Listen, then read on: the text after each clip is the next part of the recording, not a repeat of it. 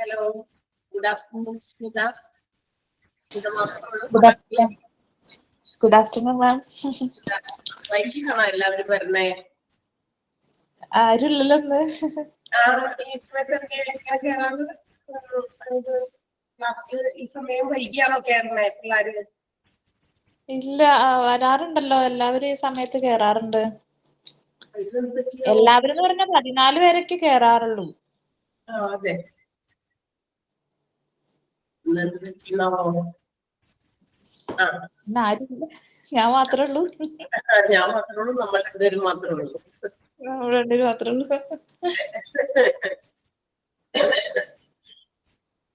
Okay, നമ്മള് ഞാൻ എടുത്ത് എന്റെ പോർഷൻസ് ചിലപ്പോൾ തീരില്ല എന്ന് വിചാരിച്ചിട്ട് നമ്മളെ നീലു മിസ്സിന്റെയിലേക്ക് കുറച്ച് പോർഷൻസ് ആഡ് ചെയ്ത് കൊടുത്തിട്ടുണ്ട്. എടുത്തായിരുന്നു, ഇന്നലെ എടുത്തായിരുന്നു. അതായത് എനിക്ക് ഈ വീക്കിൽ ഒരു ക്ലാസ് അല്ലേ ഉള്ളൂ. അപ്പൊ ടീച്ചറിന്റെ ക്വസ്റ്റ്യൻസ് കുറച്ച് കവർ ചെയ്ത് കഴിഞ്ഞു എന്ന് പറഞ്ഞപ്പോ ഞാൻ പറഞ്ഞു ഇതിന്റെ ബാക്കി അതായത് ഒരു പർട്ടിക്കുലർ പാർട്ടാണ് കൊടുത്തേക്കണേ. നമ്മൾ ഈ ഒരു മൊഡ്യൂള് തന്നെ നമ്മൾ പറഞ്ഞല്ലോ ക്ലാസ്സിലെ എംപ്ലോയി, അതുപോലെ തന്നെ ഡിസിപ്ലിൻ, ഹെൽത്ത്, സേഫ്റ്റി, അങ്ങനെ കുറച്ച് പാർട്ടായിട്ട് ഉള്ളത് കൊണ്ടും നമുക്ക് എളുപ്പം അതങ്ങനെ ഡിവൈഡ് ചെയ്ത് കൊടുത്താൽ കുഴപ്പമൊന്നുമില്ല. നമ്മുടെ ടോപ്പിക് എന്താണെന്ന് മനസ്സിലാക്കി വെക്കുക. സോ അപ്പൊ മിസ് ഇത് എടുത്തോളാന്ന് പറയുകയും ചെയ്തു. അപ്പൊ ഞാൻ ചിലപ്പോ അപ്പൊ നമ്മൾ സമയം വെറുതെ ലാഗ് ചെയ്ത് കളയുന്നുണ്ടല്ലോ. ടീച്ചർ വെറുതെ പിന്നെ ടീച്ചറിന്റെ ആ സമയം മിസ്യൂസ് ചെയ്യേണ്ട, ആവശ്യമുള്ള രീതിയിൽ ടീച്ചർക്ക് അത് ക്ലാസ്സുകൾ കഴിഞ്ഞിട്ട് വേണമെങ്കിൽ നമുക്ക് ബാക്കി എന്തെങ്കിലുമൊക്കെ ഡിസ്കസ് ചെയ്യാം അല്ലെ. അതിനു വേണ്ടിയിട്ട് ടീച്ചർ അത് എടുത്തു. എംപ്ലോയി സേഫ്റ്റി എന്ന് പറയുന്ന ഭാഗമാണ് ടീച്ചർക്ക് ഞാൻ കൊടുത്തത് അല്ലെ. അതാണ് എടുത്തത്, കുറച്ച് ഭാഗം എടുത്തതിന്റെ. അതെ, ഈ ഒരു ഭാഗത്തു നിന്നാണ് ടീച്ചർ തുടങ്ങിയത്. കാരണം തന്നെയല്ല, ടീച്ചർക്ക് 2 ക്ലാസ് ചെയ്തുകൊണ്ട് ആഴ്ചയിൽ 2 ക്ലാസ് എനിക്ക് ഉണ്ടായിരുന്നെങ്കിൽ എനിക്ക് തന്നെ അതെ കംപ്ലീറ്റ് ചെയ്തേനെ. പക്ഷെ ടീച്ചർക്ക് 2 ക്ലാസ് ഉള്ളതുകൊണ്ട് പിന്നെ അത്രയും സമയം വെറുതെ കളയണ്ടല്ലോ എന്ന് വെച്ച് ടീച്ചർ തന്നെ പറഞ്ഞിട്ട് ഞാൻ കൊടുത്തതാണ്. അപ്പൊ ടീച്ചർ പറയുന്ന പാഠങ്ങള് നിങ്ങൾ അതുപോലെ തന്നെ പഠിക്കണം. ഈ ചാപ്റ്ററിലെ ആണെന്ന് ഓർത്ത് വെച്ചിരുന്നാൽ മാത്രം മതി. Okay, so good afternoon once again. വൈകി വന്നവര് ഇനി കുറച്ചു പേരുള്ളൂ. ആകെ ഇത്രയും പേരുണ്ടാവാറുള്ളൂ ക്ലാസ്സില്.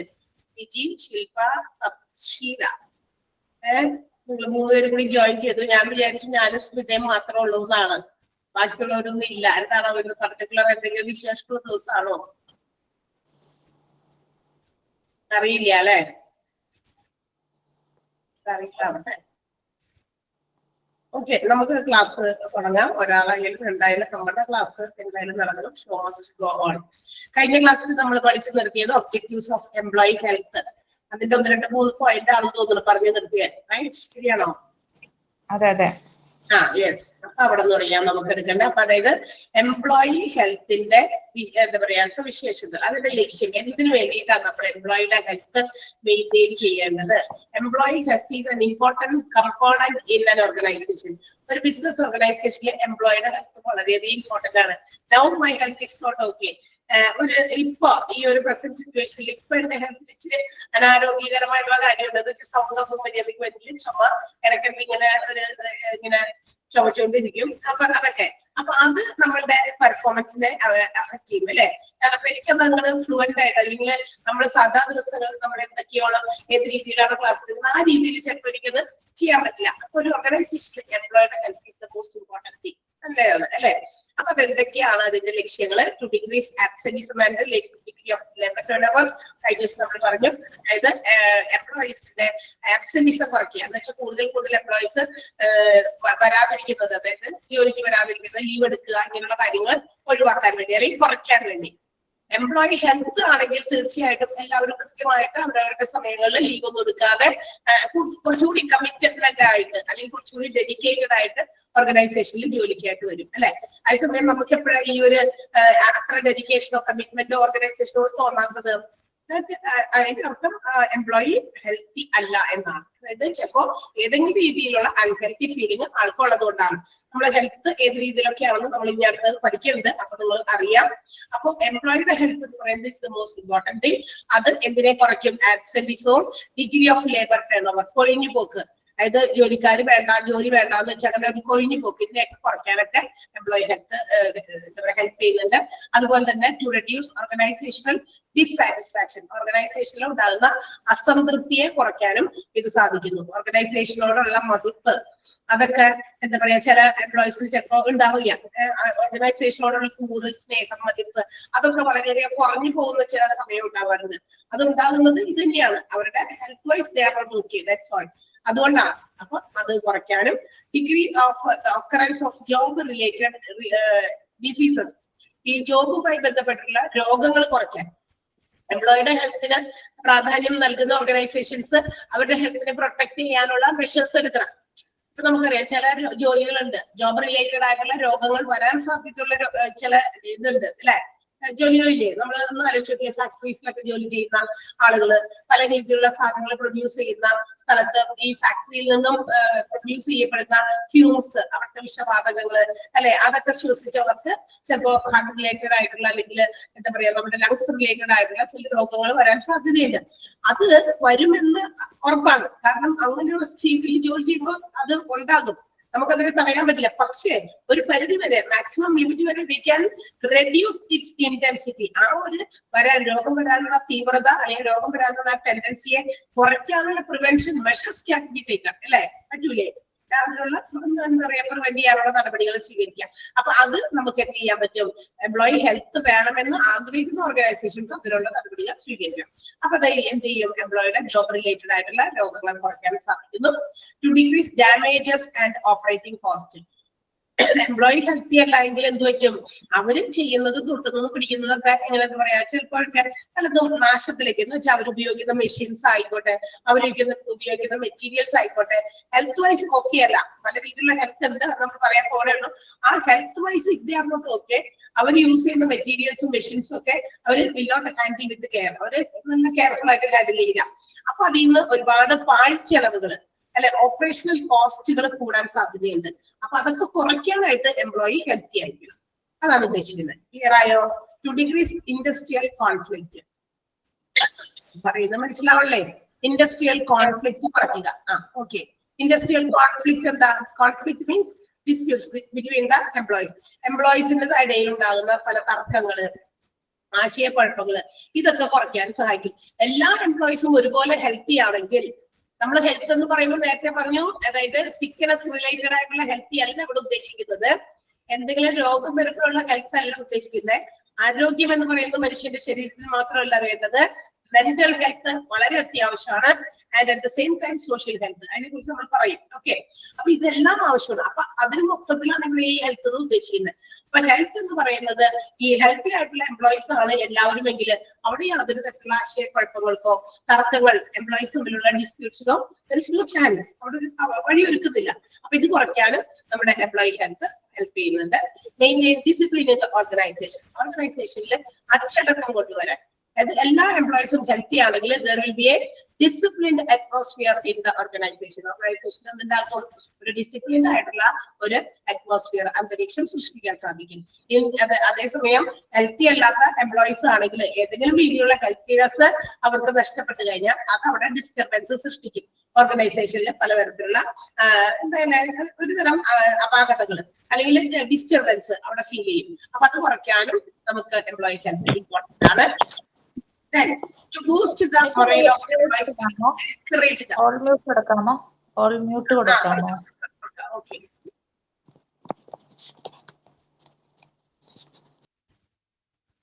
Okay. ശരിയായോ? കുറച്ച് കുട്ടികളെ ലൂലോ എന്ന് വിചാരിച്ചിട്ടാ ഞാൻ ഓൾ മ്യൂട്ട് കൊടുക്കാതിന്. Now is it okay? ശരിയായോ സ്മിത?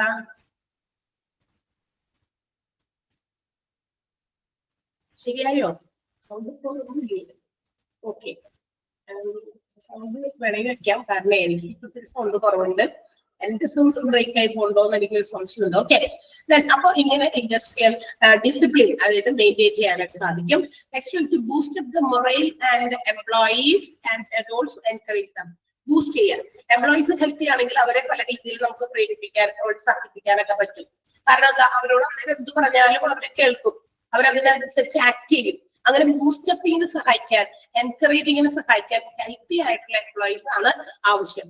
എന്നാൽ അവര് പറയുന്ന കാര്യങ്ങൾ കൃത്യമായിട്ട് അതനുസരിച്ച് മാനേജ്മെന്റോ or any other authorities if they are taking any new decisions, പുതിയ തീരുമാനങ്ങൾ കൊണ്ടുവരുമ്പോ, പുതിയ കാര്യങ്ങൾ ഓർഗനൈസേഷനിൽ മാറ്റങ്ങൾ കൊണ്ടുവരുമ്പോ അതൊക്കെ അവര് സ്വീകരിക്കും. ബിക്കോസ് അവർ ഏത് രീതിയിലും അത് ആക്സെപ്റ്റ് ചെയ്യാനായിട്ട് തയ്യാറാണ്. Because there health is okay. Okay, അവരുടെ എംപ്ലോയീസിന്റെ ഹെൽത്ത് അവിടെ വളരെയധികം പെർഫെക്റ്റ് ആയതുകൊണ്ടാണ് ഇതിന് എൻകറേജ്മെന്റിനും മൊറയിലും ഒക്കെ നമുക്ക് ബൂസ്റ്റ് ചെയ്യാൻ പറ്റുന്നത്. Okay, next, enhance the workers effectiveness and productivity. എംപ്ലോയീസിന്റെ ജോലി, അവരുടെ ഉൽപാദനക്ഷമത, ഞാൻ ചെയ്യുന്ന ജോലിയിൽ നല്ല രീതിയിലുള്ള ഒരു ഔട്ട്പുട്ട് കൊണ്ടുവരാനും ഈ എംപ്ലോയീസിന്റെ ഹെൽത്ത്.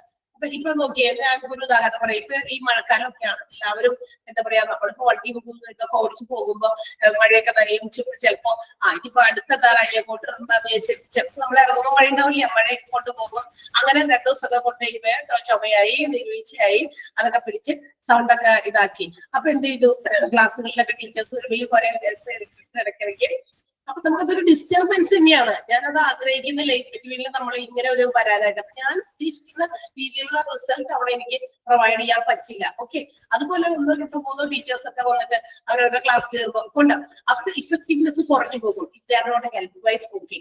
അപ്പൊ ഏത് രീതിയിലുള്ള ഹെൽത്തും എല്ലാവർക്കും മെയിൻറ്റെയിൻ ചെയ്താൽ മാത്രമാണ് they can increase the productivity and also effectiveness of the workers. വർക്കേഴ്സിന് ഇഫക്റ്റീവ് ആയിട്ട് ജോലി ചെയ്യാൻ പറ്റുള്ളൂ. ഓക്കെ, അപ്പൊ നമുക്ക് അതിൻ്റെതായ ബുദ്ധിമുട്ടുകൾ അല്ലെങ്കിൽ ഫീൽ ചെയ്യും. അപ്പൊ ഇത് ഇംപ്രൂവ് ചെയ്യാൻ നമ്മുടെ എംപ്ലോയീസിന്റെ ഹെൽത്തിന് നമ്മൾ ഇമ്പോർട്ടൻസ് കൊടുക്കണം. ഓരോ ഓർഗനൈസേഷൻസും to encourage and assist employees so that they can work for a longer time. കണ്ടോ, ഇതും അതെ, എംപ്ലോയീസ് ഹെൽത്തി ആണെങ്കിൽ അവരോട് പറയണത് ഇന്ന് വൈകുന്നേരം ഒരു അരമണിക്കൂർ കൂടി നിൽക്കണ്ട, എന്നൊരു ജോലി കൂടി തീർക്കാനുണ്ട്. അവര് ഹെൽത്ത് വൈസ് ഓക്കെയാണ്, ഏത് രീതിയിലുള്ള ഹെൽത്തിനും അവര് ഓക്കെ ആണെങ്കിൽ, അവർ പെർഫെക്റ്റ് ആണെങ്കിൽ അവർ കുഴപ്പമില്ല, ഞങ്ങൾ അരമണിക്കൂർ നിൽക്കാം, 1 hour കൂടി വേണമെങ്കിൽ സ്പെൻഡ് ചെയ്യാം. കണ്ടോ, അങ്ങനെ ഒരു ഇതിലേക്ക് പോകും. അപ്പൊ ലോങ്ങർ ടൈം വരെ വർക്ക് ചെയ്യാൻ വരെ എംപ്ലോയീസ് വിൽ ബി റെഡി. കണ്ടോ, എംപ്ലോയീസ് ഹെൽത്തി ആണെങ്കിലേ പറ്റുള്ളൂ. ഇപ്പൊ എനിക്ക് ഹെൽത്ത് വൈസ് ഓക്കെ അല്ല, 2 ക്ലാസ് ടീച്ചർ കൂടുതൽ എടുക്കാമെന്ന് പറഞ്ഞു കഴിഞ്ഞാൽ ഓൾറെഡി നമുക്ക് ഉള്ള ക്ലാസ്സിനേക്കാൾ കൂടുതൽ 2 ക്ലാസ് കൂടി ഒന്ന് അഡ്ജസ്റ്റ് ചെയ്യണം. എന്നാൽ ചിലപ്പോൾ അത്യാവശ്യം വേണ്ടി വന്നു കഴിഞ്ഞാൽ ഇപ്പൊ health is good okay, I cannot say yes അല്ലെ, പറ്റും എനിക്ക് ഒന്നാമത്തെ ഇല്ല, അതുകൊണ്ട് ഇന്ന് എനിക്ക് ഇത് പറ്റുള്ളൂ എന്ന് പറയാൻ എനിക്ക് നിവൃത്തിയുള്ളൂ. കാരണം ഇത് എന്റെ റെസ്പോൺസിബിലിറ്റി, എന്റെ അവർ അനുസരിച്ച് എനിക്ക് ചെയ്യണം. അല്ലെ, വീണ്ടും ചിലപ്പോൾ നമുക്ക് അത് 2 കൂടി ചെയ്ത് കഴിഞ്ഞാൽ അടുത്ത ദിവസങ്ങളിൽ ചിലപ്പോൾ ലീവേ എടുക്കേണ്ടി വരും. കണ്ടോ, ഞാൻ ആബ്സെന്റ് ആകും അല്ലേ, പറ്റൂലേ? 4 മണിക്കൂറൊക്കെ കണ്ടിന്യൂസ് ആയിട്ട് ക്ലാസ് ഇല്ലേ, നിങ്ങളൊന്ന് ആലോചിച്ച് നോക്ക്. അതെ, തീർച്ചയായിട്ടും. അപ്പൊ അടുത്ത ദിവസം ഞാൻ ലീവ് ആവേണ്ടി വരും. കണ്ടോ, അവിടെ ആബ്സെന്റീസം വരും. അപ്പൊ ഹെൽത്തിന് കുറച്ച് ഇമ്പോർട്ടൻസ് കൊടുക്കണം. അപ്പൊ എന്ത് ചെയ്യും, മറ്റു ടീച്ചേഴ്സ് അഡ്ജസ്റ്റബിൾ ആണ്. ഓക്കെ, ടീച്ചറുടെ സൗണ്ട് കൊണ്ട് വയ്യ, അപ്പൊ അതുകൊണ്ട് ടീച്ചർ വേണ്ട, ഓക്കെ, ടീച്ചറുടെ ക്ലാസ് മാത്രം എടുത്താൽ മതി. കണ്ടോ, അപ്പൊ നമുക്ക് അതിനെ പറ്റുമെങ്കിൽ അതൊന്ന് ശ്രദ്ധിച്ചാൽ. അപ്പൊ ഏത് ഓർഗനൈസേഷൻസിനും they have to give due consideration to the employee health. എംപ്ലോയീസിന്റെ ഹെൽത്തിന് വളരെയധികം പ്രാധാന്യം നൽകണം. അപ്പൊ എംപ്ലോയീസിന്റെ ഹെൽത്ത് കൊണ്ടുള്ള ഒബ്ജക്റ്റീവ്സ്, ലക്ഷ്യങ്ങളാണ് നമ്മൾ ഈ പറഞ്ഞത് മുഴുവനും. ഓക്കെ, അപ്പൊ അത് ടിക്കറ്റ് വെച്ചേക്കാം, ഇമ്പോർട്ടന്റ് ആണ്. അതിനകത്ത് ഏതൊക്കെയാണ് വരിക എന്നൊക്കെ ചോദിക്കാൻ സാധ്യതയുണ്ട്. ഓക്കെ, ടിക്കറ്റ് വെച്ചേക്കാം കേട്ടാ. Now, aspects of employee health. ഇനി എംപ്ലോയിയുടെ ഹെൽത്തുമായി ബന്ധപ്പെട്ടുള്ള ചില പ്രധാനപ്പെട്ട കാര്യങ്ങൾ കൂടി നമുക്ക് പഠിക്കാറുണ്ട്. Employee health is classified into 3. എംപ്ലോയീസിന്റെ ഹെൽത്തിലെ അതിന്റെ ആസ്പെക്ട്സ് അനുസരിച്ച് 3 ആയിട്ട് ക്ലാസിഫൈ ചെയ്തിട്ടുണ്ട്. That is mental health, physical health and social health. എനിക്കാം മെന്റൽ, മാനസികമായിട്ടുള്ള ആരോഗ്യം, ഫിസിക്കൽ ഹെൽത്ത്, ശാരീരികമായിട്ടുള്ള ആരോഗ്യം, സോഷ്യൽ ഹെൽത്ത്, സാമൂഹികപരമായിട്ടുള്ള ആരോഗ്യം. ഇങ്ങനെ 3 രീതിയിലുള്ള ഹെൽത്ത് നമുക്കുണ്ട്. ഈച്ച് ആൻഡ് എവറി ഇൻഡിവിജ്വലുണ്ട്. വർക്കേഴ്സ് എന്ന് പറയുന്നത് മാത്രമല്ല, ഓരോരുത്തർക്കും, എംപ്ലോയീസിനെ സംബന്ധിക്കുന്ന കാര്യമല്ല, എല്ലാവർക്കും, മനുഷ്യന്മാരായിട്ട് ജനിച്ചിട്ടുള്ള എല്ലാവർക്കും ഈ 3 ഹെൽത്ത് വേണം. Mental health, physical health and social health. എന്താണ് മെന്റൽ ഹെൽത്ത് എന്ന് പറയുന്നത്? It's A significant element of organisational health. Organisational health എന്ന് പറയുമ്പോൾ അവിടെ വർക്ക് ചെയ്യുന്ന ഓരോ എംപ്ലോയീസിന്റെ മെന്റൽ ഹെൽത്ത് എന്ന് പറയുന്നത് ഒരു ഇമ്പോർട്ടന്റ് ആയിട്ടുള്ള കമ്പോണന്റ് ആണ്. ഏറ്റവും ഇമ്പോർട്ടന്റ് ആയിട്ടുള്ള ഒരു കമ്പോണന്റ് ആണ്. That means I have the mind to work efficiently, satisfiedly, happily. ഞാൻ എന്റെ ജോലി കൃത്യമായി സന്തോഷത്തോടെ, സംതൃപ്തിയോടെ ചെയ്തു തീർക്കാനുള്ള ഒരു മനസ്സ്, ഒരു മാനസിക നില എനിക്ക് ഉണ്ടായിരിക്കണം. അല്ലേ, അങ്ങനെയല്ലേ വേണ്ടത്? അതാണ് അത്. ആ ഹെൽത്ത് ആണ് മെന്റൽ ഹെൽത്ത്, അല്ലെങ്കിൽ ഇമോഷണൽ ഹെൽത്ത് വേണമെങ്കിൽ നമുക്ക് പറയാം. ഇമോഷണൽ നമ്മുടെ ഹെൽത്ത്, ഈ പറയുന്ന ഹെൽത്തിന് എന്താ കുഴപ്പമെന്ന് അറിയോ? It changes according to the changes in our emotion. ഈ മെന്റൽ ഹെൽത്തിന് മാറ്റം വരും. എപ്പോ മാറ്റം വരും?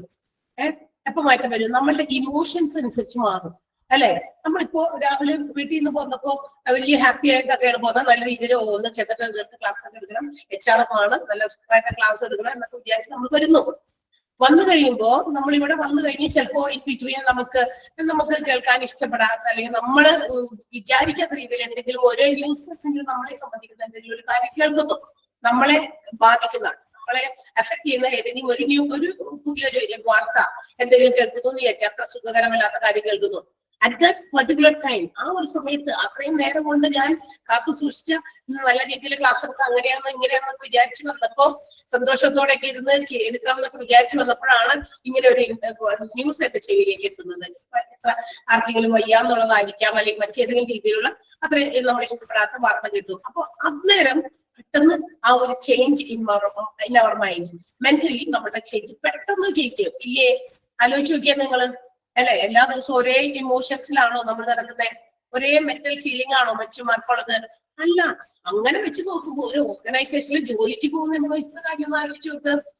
ജോലിക്ക് പോകുമ്പോൾ വന്നു നമ്മൾ വലിയ സന്തോഷത്തോടെയൊക്കെ വന്നു, ചിലപ്പോ പോരുന്ന വഴിക്ക് നേരത്തെ എത്താൻ സമയത്തിനൊക്കെ നമ്മൾ വീട്ടിൽ നിന്ന് ഇറങ്ങി ഒക്കെ വന്നു. പക്ഷെ ഇൻ ബിറ്റ്വീൻ വണ്ടി എവിടെയെങ്കിലും വെച്ച് നമുക്ക് ബ്രേക്ക് ഡൗൺ ആവുകയോ നമുക്ക് പോരുന്ന വഴിയില് നമ്മളുടെ എന്താ പറയുക ഓർഗനൈസേഷനിലേക്ക് എത്തുന്നതിനിടയിൽ നമുക്ക് എന്തെങ്കിലും പറ്റി നമ്മൾ ഇവിടെ എത്തിയപ്പോ നേരം വൈകി, അവിടെ വാദിക്കാൻ വന്നിരിക്കുന്ന ചിലപ്പോ നമ്മളുടെ സൂപ്പർവൈസേഴ്സ് ആയിരിക്കാം, എംപ്ലോയീസിനെ സൂപ്പർവൈസ് ചെയ്യുന്നവരായിരിക്കാം, ഓർ മാനേജ്മെന്റ് ദംസെൽസ്, ചിലപ്പോൾ മാനേജ്മെന്റ് തന്നെയായിരിക്കാം.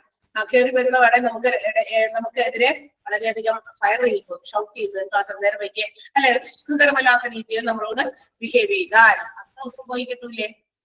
ചെയ്യൂലേ? കിട്ടൂലേ? അപ്പൊ തുടങ്ങി നമ്മുടെ മനസ്സിൽ മുഴുവൻ പിന്നെന്തായി? എന്നാലും നമ്മൾക്ക് സങ്കടവും ദേഷ്യവും അങ്ങനെ എന്തൊക്കെയോ വികാരങ്ങൾ അതിന്റെ അകത്ത് മറിയും. കാരണം എന്താ? നമ്മുടെ സ്വന്തം കാര്യം കൊണ്ട് ഉണ്ടായതല്ല, ചില സാഹചര്യങ്ങൾ കൊണ്ട് ഞാൻ സ്വന്തമായിട്ട് എന്താ പറയുക ഡെലിബറേറ്റ്ലി മനഃപൂർവ്വം വൈകിച്ചതല്ല, അത് എന്തെങ്കിലും ഒരു കാരണം കൊണ്ട് അങ്ങനെ ആയിപ്പോയതാണ്. അത് വന്നു കഴിയുമ്പോൾ നമുക്ക് ആ വഴക്ക് കേട്ടതിന്റെ സങ്കടം, ഞാൻ ഇതുപോലെ എപ്പോഴും ചെയ്യുന്ന ഒരാളല്ലല്ലോ എന്നുള്ള സങ്കടം, അല്ലെ? ഇതൊക്കെ അവിടെ കിടക്കും. അന്നേരം ഞാൻ പോകുന്ന ക്ലാസ്സിൽ ചെല്ലുമ്പോ ഇടയിലിടയിൽ നമ്മളെ ഇതിങ്ങനെ ഡിസ്റ്റർബ് ചെയ്തോണ്ടിരിക്കുക ആ ചിന്ത, ഇല്ലേ? അതാണ്. അപ്പൊ mental health should be healthy. Mental health എല്ലാവർക്കും ഹെൽത്തി ആയിരിക്കണം. ഇമോഷണൽ ഹെൽത്ത് ഇമോഷൻസ് അനുസരിച്ച് മാറും, അല്ലെ? സോ ആ mental health it is okay. To one extent, all these employees will handle every life challenges. അല്ലെങ്കിൽ മെന്റൽ ഹെൽത്ത് ഒക്കെ ആണെങ്കിൽ നമ്മൾ ഏത് ചലഞ്ചസ് നമുക്ക് ജീവിതത്തിൽ ഉണ്ടാകുന്ന ഏത് വെല്ലുവിളികളെയും കൃത്യമായിട്ട് നേരിടാൻ പറ്റും. അതിന് mental health is the most important thing. ഓരോ എംപ്ലോയീസും നല്ല മെന്റൽ ഹെൽത്ത് ഉണ്ടായിരിക്കണം. ഓർഗനൈസേഷനിലും വർക്ക് ചെയ്യുമ്പോൾ പ്രത്യേകിച്ചും നമുക്ക് മുമ്പില് പല ചലഞ്ചസ് വരും. നമ്മുടെ കോവർക്കേഴ്സിൽ നിന്നായിരിക്കാം, മാനേജ്മെന്റിൽ നിന്നായിരിക്കാം, മറ്റേതെങ്കിലും രീതിയിലായിരിക്കാം, പുറത്താരെങ്കിലും നിന്നായിരിക്കാം ചലഞ്ചസ് വരാം. ഇതിനെല്ലാം കൃത്യമായിട്ട് ഒരു മെന്റൽ ധൈര്യത്തോടെ നമ്മൾ നേരിട്ടാൽ എവറിത്തിങ് വിൽ ബി ഓക്കെ. അതാണ് പറഞ്ഞിരിക്കുന്നത്. മെന്റൽ ഹെൽത്ത് എന്ന് പറയുന്നത് ഇൻഡിവിജ്വൽസിന്റെ ഹാപ്പിനെസ്, സന്തോഷമാണ്, സെൽഫ് എഫിഷ്യൻസി ആണ്. Efficiency means efficiency to do a work, എന്തെങ്കിലും ജോലി ചെയ്യാനുള്ള നമ്മളുടെ ആ ഒരു എഫിഷ്യൻസി, കാര്യക്ഷമത, ഇൻഡിപെൻഡൻസ്, അതുപോലെ തന്നെ കോമ്പറ്റിറ്റീവ്നെസ്, മത്സര്യം അല്ലെ, മറ്റുള്ളവരുമായിട്ട് മത്സരിക്കാനുള്ള ഒരു കഴിവ്, proficiency, identification of capacity to understand, അതായത് എന്ത് കാര്യവും നമുക്ക് മനസ്സിലാക്കിയെടുക്കാൻ, ഇപ്പൊ ജോലി സംബന്ധമായിട്ടുള്ള കാര്യങ്ങളൊക്കെ നമുക്ക് ആരെങ്കിലും ഒക്കെ കാണിച്ചോ പറഞ്ഞോ തരുമ്പോൾ അതൊക്കെ കൃത്യമായിട്ട് ഏൺ ചെയ്യാൻ, മനസ്സിലാക്കാനൊക്കെ എന്താ പറയാ അതിനുള്ള ഇമോഷണൽ ഹെൽത്ത് നമ്മളെ സഹായിക്കുന്നുണ്ട്. അപ്പൊ മെന്റൽ ഹെൽത്ത് എന്ന് പറയുന്നത് ഈ പറയുന്ന എല്ലാം കൂടി ചേർന്നതാണ്. ഹാപ്പിനെസ് ഉണ്ട്, അതുപോലെ തന്നെ സെൽഫ് എഫിഷ്യൻസി ഉണ്ട്, ഇൻഡിപെൻഡൻസ് ഉണ്ട്, കോമ്പറ്റിറ്റീവ്നെസ് ഉണ്ട്, identification of capacity to understand, intellectual and emotional capacity, നമ്മളുടെ ഇമോഷണൽ ആയിട്ടുള്ള കപ്പാസിറ്റികളൊക്കെ തിരിച്ചറിയാനുള്ള കഴിവുകൾ, ഇതെല്ലാം ചേരുന്നതാണ് മെന്റൽ ഹെൽത്ത് എന്ന് പറയുന്നത്. അപ്പൊ mental health also affect or reflect the employers and the organization. Mental health okay അല്ലെങ്കിൽ എന്ത് പറ്റും? അത് ഓർഗനൈസേഷനെ ബാധിക്കും, എംപ്ലോയറിനെ ബാധിക്കും. എങ്ങനെ? In the form of high absenteeism. ആൾക്കാര് എന്താ പറയാ മെന്റൽ ഹെൽത്ത് ഓക്കെ അല്ലാതുകൊണ്ട് ഞാൻ 2 ദിവസം ലീവ്, ഡിപ്രഷൻ അല്ലെങ്കിൽ മറ്റു കാര്യം എനിക്ക് അങ്ങനെ പറ്റില്ല അതുകൊണ്ട് 2 ദിവസത്തേക്ക്, അങ്ങനെ കൂടുതൽ ആളുകൾ ഈ മെന്റൽ ഹെൽത്ത് ഓക്കെ അല്ലാത്തതുകൊണ്ട് ലീവ് എടുക്കാൻ സാധ്യതയുണ്ട്. എംപ്ലോയീസ് ലീവ് ആണെങ്കിൽ എന്ത് പറ്റും? പ്രൊഡക്ഷൻ കുറയും, അല്ലെ? ലെസ് പ്രൊഡക്ഷൻ കുറയും. അങ്ങനെ വരുമ്പോൾ എന്ത് പറ്റും? മറ്റ് ചെലവുകളൊക്കെ കൂടും, അനുബന്ധ ചെലവുകൾ, അസോസിയേറ്റഡ് കോസ്റ്റ് എന്ന് പറഞ്ഞു കഴിഞ്ഞാൽ അതുമായിട്ട്. അപ്പൊ ജോലി ചെയ്താലും ചെയ്തില്ലെങ്കിലും വരുന്ന ചില ചെലവുകളുണ്ട്. ഒരു ഓർഗനൈസേഷനിൽ ഓപ്പറേഷൻസ് നടന്നാലും നടന്നില്ലെങ്കിലും ചില ഫിക്സഡ് കോസ്റ്റുകളുണ്ട്. അപ്പൊ ആ ഫിക്സഡ് കോസ്റ്റുകളിലൊക്കെ മാറ്റം വരില്ല. പക്ഷെ ഇവിടെ എന്താണ് പ്രൊഡക്ഷൻ നടക്കുന്നില്ല because of the absenteeism of employees due to mental ill health. Mental ill health ഉള്ളതുകൊണ്ട് ആബ്സെന്റിസം വരുന്നു, കൂടുന്നു, പ്രൊഡക്ഷൻ നടക്കുന്നില്ല, പക്ഷെ അനുബന്ധ കോസ്റ്റുകളിൽ യാതൊരു മാറ്റമില്ല, അത് അങ്ങനെ കൂടിക്കൊണ്ടേയിരിക്കും. So mental health is a negative. ഇപ്പൊ നമ്മുടെ മെന്റൽ ഹെൽത്ത് ഓഫ് എംപ്ലോയീസ് എന്താ പറയാ, അത് നെഗറ്റീവ്ലി ആണ് ഓർഗനൈസേഷനെ ബാധിക്കുക. എന്ന് വെച്ചിട്ടുണ്ടെങ്കിൽ അവരുടെ മെന്റൽ ഹെൽത്ത് ഓക്കെ അല്ലെങ്കിൽ അത് ഓർഗനൈസേഷന് ശരിക്കും പറഞ്ഞാൽ നെഗറ്റീവ് ഇമ്പാക്ട് ആയിരിക്കും ഉണ്ടാക്കുക. And also it will lead to stress. ഇതിലേക്ക് നയിക്കും എംപ്ലോയീസിന് സ്ട്രെസ് അല്ലെ, ഡിപ്രഷൻ, ഇങ്ങനെയുള്ള മേജർ പ്രോബ്ലംസിലേക്ക് എംപ്ലോയീസ് പോകും. വർക്ക് പ്ലേസിൽ അവർക്ക് നല്ല രീതിയിലുള്ള കോൺസെൻട്രേഷൻ അവരുടെ വർക്കിൽ കിട്ടില്ല, എപ്പോഴും ഡിപ്രസ്ഡ് ആണ്, എപ്പോഴും സ്ട്രെസ്ഡ് ആണ്, ആ ഒരു ഫീലിംഗിലേക്ക് പോകും. ഓക്കെ, ദെൻ മാത്രമല്ല എംപ്ലോയീസ് എന്താ പറയാ അവരുടെ ജോബ് റിലേറ്റഡ് ആയിട്ടുള്ള ചില ഫാക്ടേഴ്സിനെയും ഇത് ബാധിക്കുന്നുണ്ട്. Mental health it is also affected through there various job related factors. എന്ന് വെച്ചാൽ ടൈം കൺസ്ട്രെയിന്റ്, നേരത്തിനും സമയത്തിനും ഒക്കെ കൃത്യമായിട്ട് പരിഗണിക്കാതെ തോന്നിയ പോലെ ഇഷ്ടം പോലെ നടക്കുക, അല്ലെങ്കിൽ സമയത്തിന് വരാതിരിക്കുക. അതുപോലെ ചാവോട്ടിക് വർക്ക് എന്ന് വെച്ചാൽ എന്താ പറയാ, അതായത് എന്താ പറയാ തെറ്റായ രീതിയിലുള്ള തകിടം മറന്ന രീതിയിലുള്ള ജോലി, ക്രമമില്ലാത്ത രീതിയിലുള്ള ജോലി, എന്തൊക്കെയോ ചെയ്യുന്നു, അതിനൊരു ക്രമമൊന്നുമില്ല, ഒരു സിസ്റ്റമാറ്റിക് ഓർഡറൊന്നുമില്ല. അങ്ങനെ ഇഷ്ടം കുറച്ചു നേരം ചെയ്യും, അല്ലെങ്കിൽ വേറെ എന്തെങ്കിലും ചെയ്യും. കണ്ടോ, ഒരു സിസ്റ്റമാറ്റിക് ഓർഡറിലല്ലാത്ത ജോലി. പിന്നെ എന്താ പറയാ റെസ്പോൺസിബിലിറ്റി, ഉത്തരവാദിത്തം കൂടും. ജോലി മര്യാദ ചെയ്തില്ലല്ലോ, അപ്പൊ ഉത്തരവാദിത്തം കൂടുക. പിന്നെ ബോറിംഗ് വർക്ക് ഉണ്ടാക്കുക, ഷിഫ്റ്റ് ബേസ്ഡ് ജോബ്, ഈ ജോലി പറ്റില്ല അപ്പുറത്തെ വേറെ ജോലിയിലേക്ക് ഷിഫ്റ്റ് ചെയ്യുന്ന ഒരു ടെൻഡൻസിയിലേക്ക് പോകുക.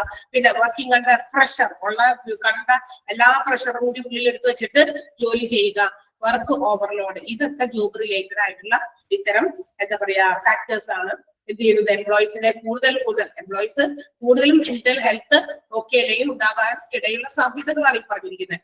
സോ ഈ പറയുന്ന കാര്യങ്ങളൊക്കെ ഉള്ളത് കൊണ്ട് there will be burn outs, hopelessness. burn outs എന്ന് പറഞ്ഞാൽ എന്താ, അതായത് workers feel dissatisfaction with their work, ജോലിയോടുള്ള തൃപ്തി കുറവ്, അതാണ് ബേൺ ഔട്ട് എന്ന് പറഞ്ഞു കഴിഞ്ഞാൽ. WHO പറയുന്നത് അങ്ങനെയാണ്. Employees are not satisfied or they are not going to or willing to do work. They have some general dissatisfaction. Common ആയിട്ടുണ്ടാകുന്ന ഒരു തരം അസംതൃപ്തി, ജോലി ചെയ്യാനുള്ള അസംതൃപ്തി, അതാണ് ഉദ്ദേശിക്കുന്നത്. ജോലി കണ്ട ശമ്പളം മാത്രം മതി എന്നുള്ള രീതിയിൽ. ബേൺ ഔട്ട്സ്, നിരാശ, കണ്ട പ്രതീക്ഷയില്ലാത്ത അവസ്ഥ, സ്ലീപ്ലെസ്നെസ്, കണ്ടോ മെന്റൽ ഹെൽത്ത് ഓക്കെ അല്ലെങ്കിൽ ഉറക്കം വരെ നഷ്ടപ്പെടും. എക്സേഷൻ ആൻഡ് ബോർഡം, എന്താ ബോറടിക്കുക, അങ്ങനെയുള്ള കാര്യങ്ങളൊക്കെ സംഭവിക്കും. അപ്പൊ ഇതെല്ലാം ഇല്ലാതാക്കണമെങ്കിൽ mental health of the employees have to be given due consideration. അത് മെന്റൽ ഹെൽത്ത് നല്ല രീതിയിൽ ഹാപ്പി ആയിട്ടൊക്കെ കാര്യങ്ങൾ ചെയ്യാൻ വേണ്ടിയിട്ടുള്ള കാര്യങ്ങൾ പരമാവധി ഓർഗനൈസേഷൻ ചെയ്തു കൊടുക്കാൻ പറ്റുന്നത് ചെയ്തു കൊടുക്കണം എംപ്ലോയീസിന്. ക്ലിയർ ആയോ? അതൊക്കെയാണ് അതിനകത്ത് പറഞ്ഞേക്കുന്നത്. മെന്റൽ ഹെൽത്ത് തന്നെയാണ് ഇമ്പോർട്ടൻസ്. ഓക്കെ, അപ്പൊ ഒന്നാമത്തെ ആസ്പെക്ട് എംപ്ലോയി ഹെൽത്തിന്റെ ഒന്നാമത്തെ ആസ്പെക്ട് ആണ് മെന്റൽ ഹെൽത്ത്. ആ സെന്റൻസ് ഒന്ന് അണ്ടർലൈൻ ചെയ്യാമോ?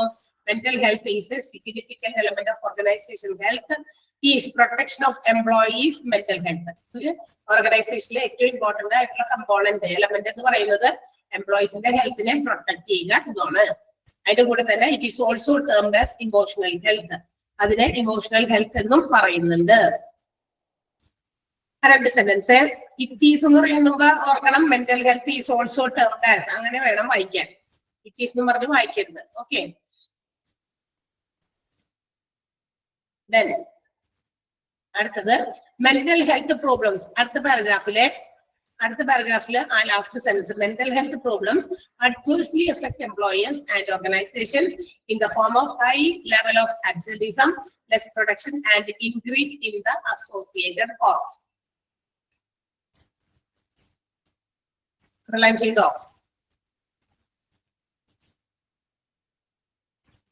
ചെയ്തില്ലേ?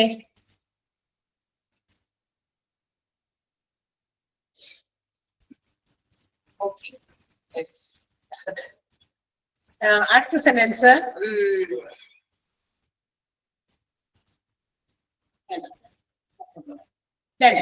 അപ്പൊ ഒന്നാമത്തെ നമ്മുടെ എംപ്ലോയി ഹെൽത്തിലെ ഒന്നാമത്തെ ആസ്പെക്ട് ആണ് നമ്മൾ പറഞ്ഞത് മെന്റൽ ഹെൽത്ത്. രണ്ടാമത്തേത് ഫിസിക്കൽ ഹെൽത്ത്. ഒബ്വിയസ്ലി എല്ലാവർക്കും അറിയാം ഫിസിക്കൽ ഹെൽത്ത് എന്ന് പറയുമ്പോൾ നമ്മുടെ ശാരീരികമായിട്ടുള്ള ആരോഗ്യമാണ്.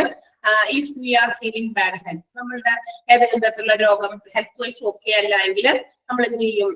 We become frustrated. നമ്മൾ എന്തെങ്കിലും ജോലി ചെയ്യുമ്പോൾ ഭയങ്കര ഡിസ്റ്റർബ്ഡ് ആയിരിക്കും. മാത്രമല്ല ചിലപ്പോൾ വേണ്ടുന്നതിന് വേണ്ടാത്തതിനും കൂടെയുള്ളവരെ നമ്മൾ ജോലിയുടെ നമ്മൾക്ക് തലവേദന, തുമ്മല്, ഇങ്ങനെയൊക്കെ ചില അസുഖങ്ങളൊക്കെ വരുമ്പോ ആരെങ്കിലും എന്തെങ്കിലും ചോദിച്ചാൽ നമുക്ക് ദേഷ്യം വരും ഇല്ലേ? വരാറുണ്ടാകും.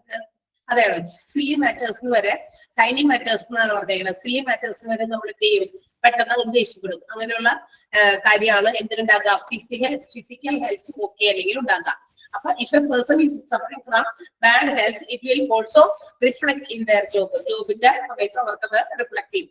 ആളുകൾ വർക്ക് പ്ലേസിൽ തന്നെ ജോലിക്കാരുമായിട്ട് വെറുതെ ആവശ്യമുള്ള ഇല്ലാത്തതിന് അടികൂടുക, അല്ലെ വാക്കുകൊണ്ടായാലും തർക്കിക്കുക, അങ്ങനെയൊക്കെ വരും. ഓക്കെ, അപ്പൊ ഫിസിക്കൽ എനർജി എന്ന് പറയുന്നത് ഡിക്രീസ്ഡ് ആയി കഴിഞ്ഞാൽ, നമ്മുടെ ശാരീരികമായിട്ടുള്ള എനർജി ഊർജ്ജം ഇല്ലാണ്ടായി കഴിഞ്ഞു കഴിഞ്ഞാൽ it will have A negative effect. നമ്മൾ ചെയ്യുന്ന ഓരോ പ്രവൃത്തിയിലും അത് നെഗറ്റീവായിട്ട് ഇഫക്ട് ചെയ്യും. എന്ന് വെച്ചാൽ നമ്മുടെ ഹെൽത്ത് വൈസ് ഓക്കെ അല്ലെ? ഇപ്പൊ നമ്മള് എന്തെങ്കിലും അസുഖമാണ്, അപ്പൊ നമുക്ക് എപ്പോഴും ഇങ്ങനെ തലവേദന അല്ലെങ്കിൽ പനിയൊക്കെ ആണെങ്കിൽ ഒന്ന് കിടക്കണം എവിടെയെങ്കിലും. പക്ഷെ ജോലിക്ക് വരാതിരിക്കാനും പറ്റൂല. അപ്പൊ ഇവിടെ വന്നാലും എന്ത് ചെയ്യും? ചിലപ്പോൾ നമ്മൾ ഉദ്ദേശിച്ച രീതിയിലുള്ള പ്രൊഡക്ഷൻ നമുക്ക് ചെയ്യാൻ പറ്റില്ല. ജോലിയിൽ മൊത്തത്തിൽ സമയം കോൺസെൻട്രേറ്റ് ചെയ്യാൻ പറ്റില്ല മറ്റു ദിവസങ്ങളെ പോലെ. അപ്പൊ നമുക്ക് ചിലപ്പോൾ ഒന്ന് ഇങ്ങനെ ചാഞ്ഞ് കിടക്കും. കണ്ടോ, നമ്മുടെ യൂസ്ഫുൾ ആയിട്ടുള്ള സമയമൊന്നും അവിടെ നമുക്ക് കൃത്യമായിട്ട് ഉപയോഗിക്കാൻ പറ്റില്ല. അപ്പൊ ഇതെല്ലാം നെഗറ്റീവായിട്ട് എഫക്ട് ചെയ്യാം. അൾട്ടിമേറ്റ്ലി ഇത് മാത്രമല്ല, അസുഖം വന്നു കഴിഞ്ഞാൽ it also decreases our confidence level. നമ്മുടെ കോൺഫിഡൻസ് ലെവൽ വരെ അത് കുറഞ്ഞു പോകും. അതുപോലെ തന്നെ ഇമോഷണൽ ഡിസ്റ്റർബൻസുകൾക്കൊക്കെ കാരണമാകും അല്ലെ? വയ്യാണ്ടിരിക്കുകയാണ്, അപ്പൊ ഞാൻ എന്റെ ഒരു കോൺഫിഡൻസ് ലെവൽ കുറച്ച് കുറയും. കാരണം എന്താ?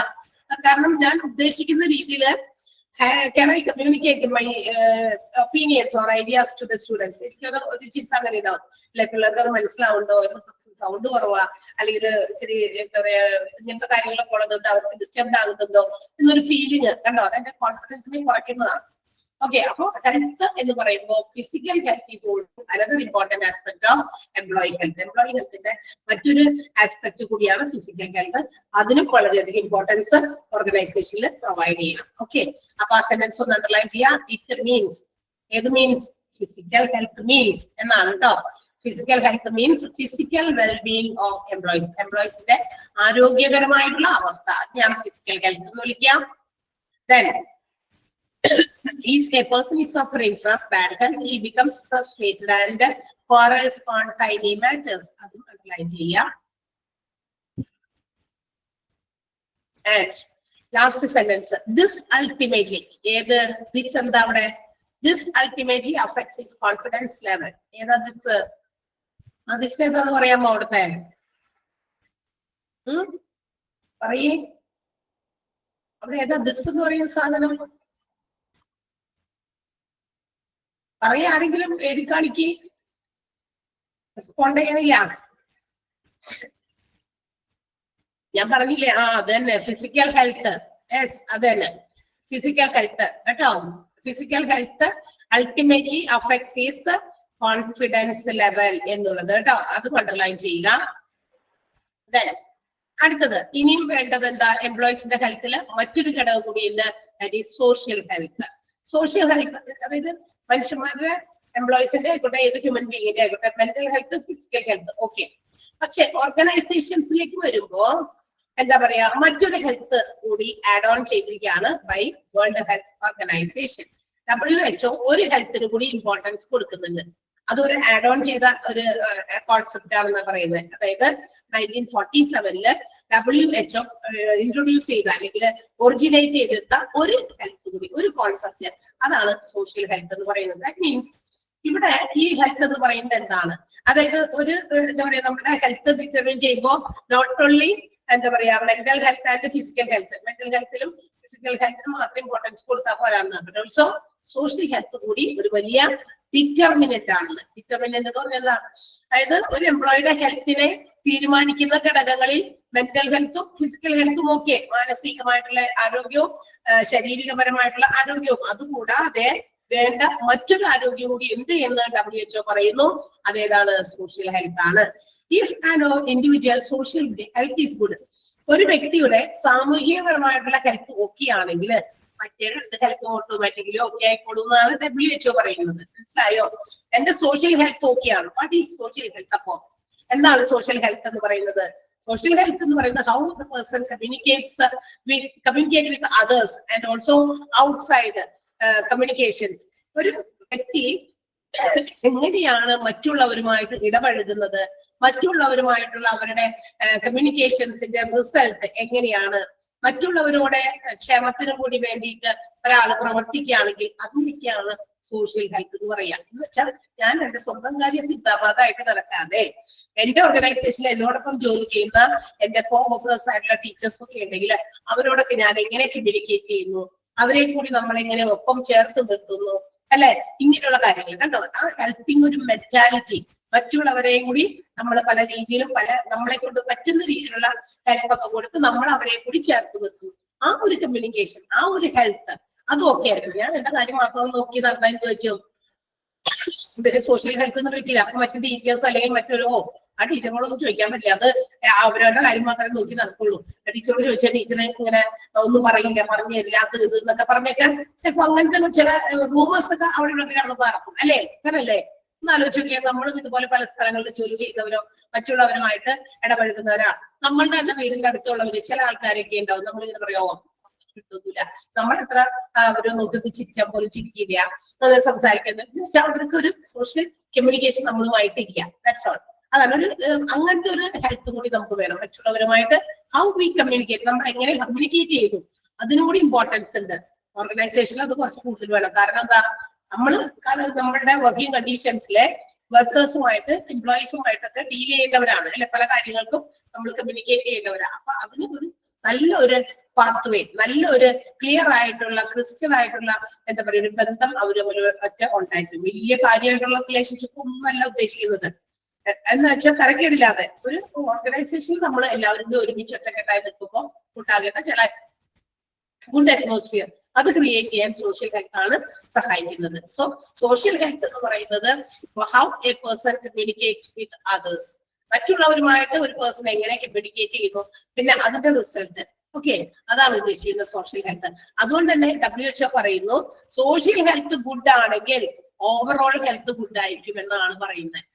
നമ്മുടെ WHO ഇതിനെ കുറിച്ച്, സോഷ്യൽ ഹെൽത്തിനെ കുറിച്ച് അത് ഇൻട്രൊഡ്യൂസ് ചെയ്തത് അല്ലെങ്കിൽ ഒറിജിനേറ്റ് ചെയ്തത് 1947 WHO. ഈ ഒരു ഹെൽത്ത് കൂടി, മെന്റൽ ഹെൽത്ത് ഫിസിക്കൽ ഹെൽത്തിനോടൊപ്പം എംപ്ലോയിക്ക് ഉണ്ടായിരിക്കേണ്ട മറ്റൊരു ഹെൽത്ത് കൂടി ഒറിജിനേറ്റ് ചെയ്യിച്ചെടുത്തത് നമ്മുടെ WHO ആണ്. ക്ലിയർ ആയോ ആ പാരഗ്രാഫ്? അപ്പൊ 3 types of health മറക്കണ്ട. 3 aspects of employee health. Employee ഹെൽത്തിന്റെ 3 ആസ്പെക്ട് മറക്കണ്ട. ഇതൊക്കെയാ physical health, mental health, social health. Okay, social ഹെൽത്തിൽ ഞാൻ പറയുന്ന സെന്റൻസുകളൊന്ന് അണ്ടർലൈൻ ചെയ്യാം. ഫസ്റ്റ് സെന്റൻസ് അണ്ടർലൈൻ ചെയ്യണം. Concept of social health was originated in 1947 by the world health organisation. ആ സെന്റൻസ് അണ്ടർലൈൻ ചെയ്യാം. ചെയ്തോ? According to WHO, വീണ്ടും അടുത്ത sentence. According to WHO, if an individual's social health is good, then his overall health will also be good. അത് underline ചെയ്യാം.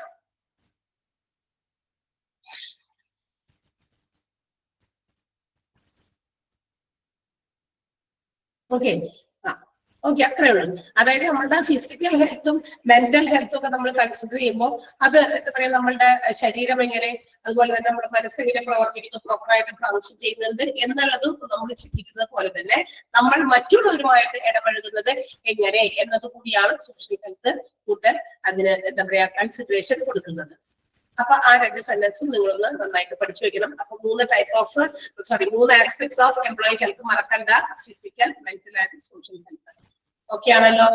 Now we are going to study about some statutory provisions regarding employee health. ഒരു business ഓർഗനൈസേഷനിൽ ചില organisation എന്ന് പറയുമ്പോഴേ പെട്ടെന്നൊക്കെ നമുക്ക് അനാരോഗ്യ അവസ്ഥയിലേക്ക് പോകാൻ സാധ്യതയുള്ള ജോലി ഒക്കെ ഉണ്ട്, അല്ലെ? നേരത്തെ പറഞ്ഞ പോലെ ഫാക്ടറീസിലൊക്കെ വർക്ക് ചെയ്യുന്ന ആളുകൾക്കൊക്കെ പെട്ടെന്ന് അസുഖങ്ങൾ കടന്നുകൂടാൻ സാധ്യതയുണ്ട്. അപ്പൊ അങ്ങനത്തെ സ്ഥലങ്ങളിലൊക്കെ ജോലി ചെയ്യുന്നവർക്ക് കുറച്ച് സേഫ്റ്റി മെഷേഴ്സ്, എന്തിനാണ്, അതായത് അവരുടെ ആരോഗ്യത്തെ സംരക്ഷിക്കാനുള്ള ചില സേഫ്റ്റി മെഷേഴ്സ്, ചില സ്റ്റാറ്റ്യൂട്ടറി പ്രൊവിഷൻസ് ഒക്കെ ഓൾറെഡി ഈ പറയുന്ന WHO വഴിയൊക്കെ ഫാക്ടറീസ് ആക്ട് 1948 ഉണ്ടാക്കി വെച്ചിട്ടുണ്ട്. കുറച്ച് സ്റ്റാറ്റ്യൂട്ടറി പ്രൊവിഷൻസ് സ്റ്റേറ്റ് അനുശാസിക്കുന്ന ചില പ്രൊവിഷൻസ് എന്ന് പറഞ്ഞാൽ കരുതലുകൾ. ഓക്കെ, ആ കരുതലുകള് ഫാക്ടറീസ് ആക്ട് 1948 അണ്ടർ ചാപ്റ്റർ 3-ലാണ്. ഇതൊക്കെ കേട്ടോ കുറെ ആക്ടുകളാണ്. ഇതിന്റെയൊക്കെ ആക്ടുകളൊക്കെ എടുത്ത് വെച്ച് നമ്മൾ നോക്കി കഴിഞ്ഞാൽ ഇതിനകത്ത് ഇതൊക്കെ കാണാൻ പറ്റും ഈ പറഞ്ഞ കാര്യമൊക്കെ. അതിനകത്ത് കുറച്ച് ആക്ടുകളിൽ പറഞ്ഞിരിക്കുന്ന കുറച്ച് കാര്യങ്ങൾ നമുക്ക് പഠിക്കാനുണ്ട്. അത് ഏകദേശം ഒരു 21 ആക്ടുകളാണ് തോന്നുന്നത് പഠിക്കാനുള്ളത്. 21 അല്ലെ, അത് 20 ആക്ട്സ് ആണ്, 20 ഉള്ളൂ. 20 ആക്ടുകൾ നമുക്ക് പഠിക്കാനുണ്ട്. ഈ 20 ആക്ടിലും 20 ആക്ടും നിങ്ങൾ പഠിക്കണമെന്നില്ല. ആക്ടിന്റെ ഉള്ളിലും എന്താണ് എഴുതിയേക്കണെന്ന് നിങ്ങൾ അറിഞ്ഞിരിക്കണം. പക്ഷെ ഓരോ ആക്ടും ഏത് സെക്ഷനിൽ പറയുന്ന ഓരോ ആക്ടും എന്തിന്റെയാണ് പറയുന്നതെന്ന് നിങ്ങൾ പഠിക്കണം. ഫോർ എക്സാമ്പിൾ ഞാൻ പറയാം, ഫാക്ടറീസ് ആക്ട് 1948 ചാപ്റ്റർ 3-ലാണ് ഫാക്ടറിയിൽ ഒരു പ്രോപ്പർ എൻവയോൺമെന്റ് നമ്മൾ മെയിൻറ്റെയിൻ ചെയ്യണം. എംപ്ലോയീസിന്റെ ഹെൽത്തിനെ പ്രൊട്ടക്ട് ചെയ്യാൻ അല്ലെങ്കിൽ അതിനെ കൺസിഡർ ചെയ്യാൻ ചില സേഫ്റ്റി മെഷേഴ്സ് ഒക്കെ എടുക്കാൻ വേണ്ടിയിട്ട് ചില കാര്യങ്ങൾ കൺസിഡർ ചെയ്യണം എന്ന് പറഞ്ഞുകൊണ്ട് നമ്മുടെ ഫാക്ടറീസ് ആക്ട് 1948 കുറച്ച് കാര്യങ്ങൾ പ്രൊവിഷൻസ് ഉണ്ടാക്കി വെച്ചിട്ടുണ്ട്. അത് ഉൾപ്പെടുന്നത് സെക്ഷൻ 1 മുതൽ. ഏതാ? Factories act 1948 section 11. Section 11 okay, section 11 മുതൽ 20 വരെയുള്ള കുറച്ച് ആക്ടുകൾ നമുക്ക് പഠിക്കാനുണ്ട്. അപ്പൊ നമുക്ക് നോക്കാം ഏതൊക്കെയാണ്. അപ്പൊ ആദ്യം ഇതെല്ലാം ഈ ഫാക്ടറീസ് ആക്ട് 1948 സെക്ഷൻ ആണ് കേട്ടോ. ആക്ട് അതാണ് 1948 ഫാക്ടറീസ് ആക്ട്. ആക്ടുകളെ കുറിച്ചൊക്കെ കേട്ടിട്ടുണ്ടോ നിങ്ങള്? പല പല ആക്ടുകളുണ്ട് കേട്ടോ. ഈ ആക്ടുകൾ എന്ന് പറഞ്ഞാൽ നിയമങ്ങളാണ്. നിയമങ്ങൾ എങ്ങനെയാ വരിക? ഏതെങ്കിലും തരത്തിലുള്ള ഒരു പർട്ടിക്കുലർ ഇൻസിഡന്റ് നടക്കുമ്പോൾ ആ ഇൻസിഡന്റിനുള്ള ഒരു സൊല്യൂഷൻ, ചിലപ്പോ കോടതി കേസൊക്കെ ആയി ആ കോടതിയിൽ കേസിൽ നിന്നൊക്കെ ഉരുത്തിരിഞ്ഞു വരുന്ന ഒരു നിയമം അല്ലെ. റോഡ് നിയമങ്ങളൊക്കെ അങ്ങനെ ഒരുപാട് മാറ്റങ്ങൾ. പണ്ടത്തെ റോഡ് നിയമമാണോ ഇപ്പൊ? അല്ല അല്ലെ. ഇപ്പൊ ഒരു വണ്ടിയിൽ പോകുമ്പോൾ ടൂ വീലറിലാണെങ്കിൽ എല്ലാവരും ഹെൽമെറ്റ് വയ്ക്കണം എന്നുള്ളത് നിർബന്ധമാണ്. കുട്ടിയാണെങ്കിൽ പോലും അങ്ങനെയൊക്കെ ഒരുപാട് നിയമങ്ങൾ മാറി മാറി വരുന്നുണ്ട്. എങ്ങനെ? എന്തെങ്കിലും ഒരു പർട്ടിക്കുലർ ഇൻസിഡന്റുകൾ നടക്കുന്നത് കൊണ്ടാണ് നിയമങ്ങൾ വരുന്നത് അല്ലെ. ആക്സിഡന്റുകളുടെ എണ്ണം ഇൻക്രീസ് ചെയ്തത് കൊണ്ട് അങ്ങനെ റോഡ് റെസ്ട്രിക്ഷൻസ് കുറെ കൊണ്ടുവരുന്നുണ്ട്. ഓക്കെ, അതുപോലെ പല സ്ഥലങ്ങളിലും പല വിഭാഗങ്ങളിലും ഓരോ രാജ്യത്തിലും ഓരോ സ്റ്റേറ്റിലും പല നിയമങ്ങളും ഇങ്ങനെ പുതിയത് ഡെവലപ്പ് ചെയ്ത് കൊണ്ടുവരും. അങ്ങനെ ഡെവലപ്പ് ചെയ്തതാണ് ഫാക്ടറീസ് ആക്ട്. അതൊക്കെ ഫാക്ടറിക്കുള്ള കാലഘട്ടം തുടങ്ങി തന്നെ 1948 മുതൽ, അതായത് നമ്മുടെ ഇൻഡിപെൻഡൻസ് ഒക്കെ ശേഷം ഒക്കെ എന്ത് ചെയ്തു? അപ്പോഴേ തുടങ്ങിയിട്ടുണ്ട് ഈ ആക്ടുകളൊക്കെ. അപ്പൊ അങ്ങനെ കുറെ കാര്യങ്ങൾ അവിടെ ചെയ്തിട്ടുണ്ട്. ഫസ്റ്റ് സെക്ഷൻ 11 ആണ്. ഏതാണ്? Section 11 of the factories act 1948. അങ്ങനെയാണ് നമുക്ക് വായിക്കേണ്ടത്. മനസ്സിലായോ? ആക്ട് എവിടെ നിന്നാണ് വന്നേക്കണേന്ന്. വെറുതെ സെക്ഷൻ 11 മാത്രമല്ല. നിങ്ങൾക്ക് ചിലപ്പോൾ ക്വസ്റ്റ്യൻ വരിക എന്താണ്? The factories act 1948 section 11 denotes അല്ലെങ്കിൽ റെപ്രസെന്റ്സ് ഡാഷ് എന്ന് പറഞ്ഞ് ചോദ്യം തരാം. 1948 ഫാക്ടറീസ് ആക്ട് സെക്ഷൻ 11 ഏതാണ് വന്നിരിക്കുന്നത്, ഈ ഏതിനെ കുറിച്ചാണ് മെൻഷൻ ചെയ്യുന്നത് എന്നൊക്കെ വഴി ചോദിക്കാം. അപ്പൊ ഇവിടെ മെൻഷൻ ചെയ്യുന്നത് ക്ലെൻലിനെസിനെ കുറിച്ചിട്ടാണ്. ക്ലെൻലിനെസ് എന്ന് പറഞ്ഞാൽ ക്ലെൻലിനെസ് കേട്ടിട്ടുണ്ടോ? ശുചിത്വം അല്ലെ.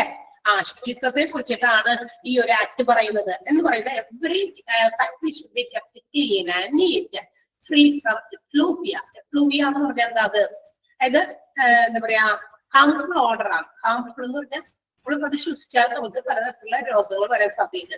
ചില സാധനങ്ങൾ അമിതമായി നമ്മൾ ശ്വസിച്ചു കഴിഞ്ഞാൽ ഓർഡർ, ORDOUR ഓർഡർ ആണ് ഞാൻ ഉദ്ദേശിച്ചത്. എഫ്ലൂവിയ എന്ന് പറഞ്ഞതിന്റെ മീനിങ് ഹാംഫുൾ ഓർഡർ എന്നാണ്. ഓർഡർ എന്ന് പറഞ്ഞാൽ ഗന്ധം കേട്ടോ.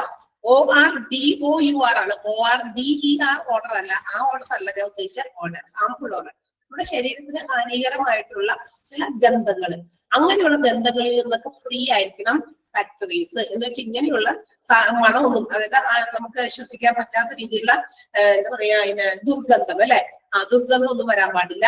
അതുപോലെ തന്നെ അവിടെ ഇതൊക്കെ ഡ്രെയിൻ ഒക്കെ ഉണ്ടാവുമല്ലോ, കെട്ടിക്കിടക്കുന്ന വെള്ളം, അഴുക്ക് ചാലൊക്കെ, അതൊക്കെ ഇങ്ങനെയുള്ള സ്ഥലങ്ങള്.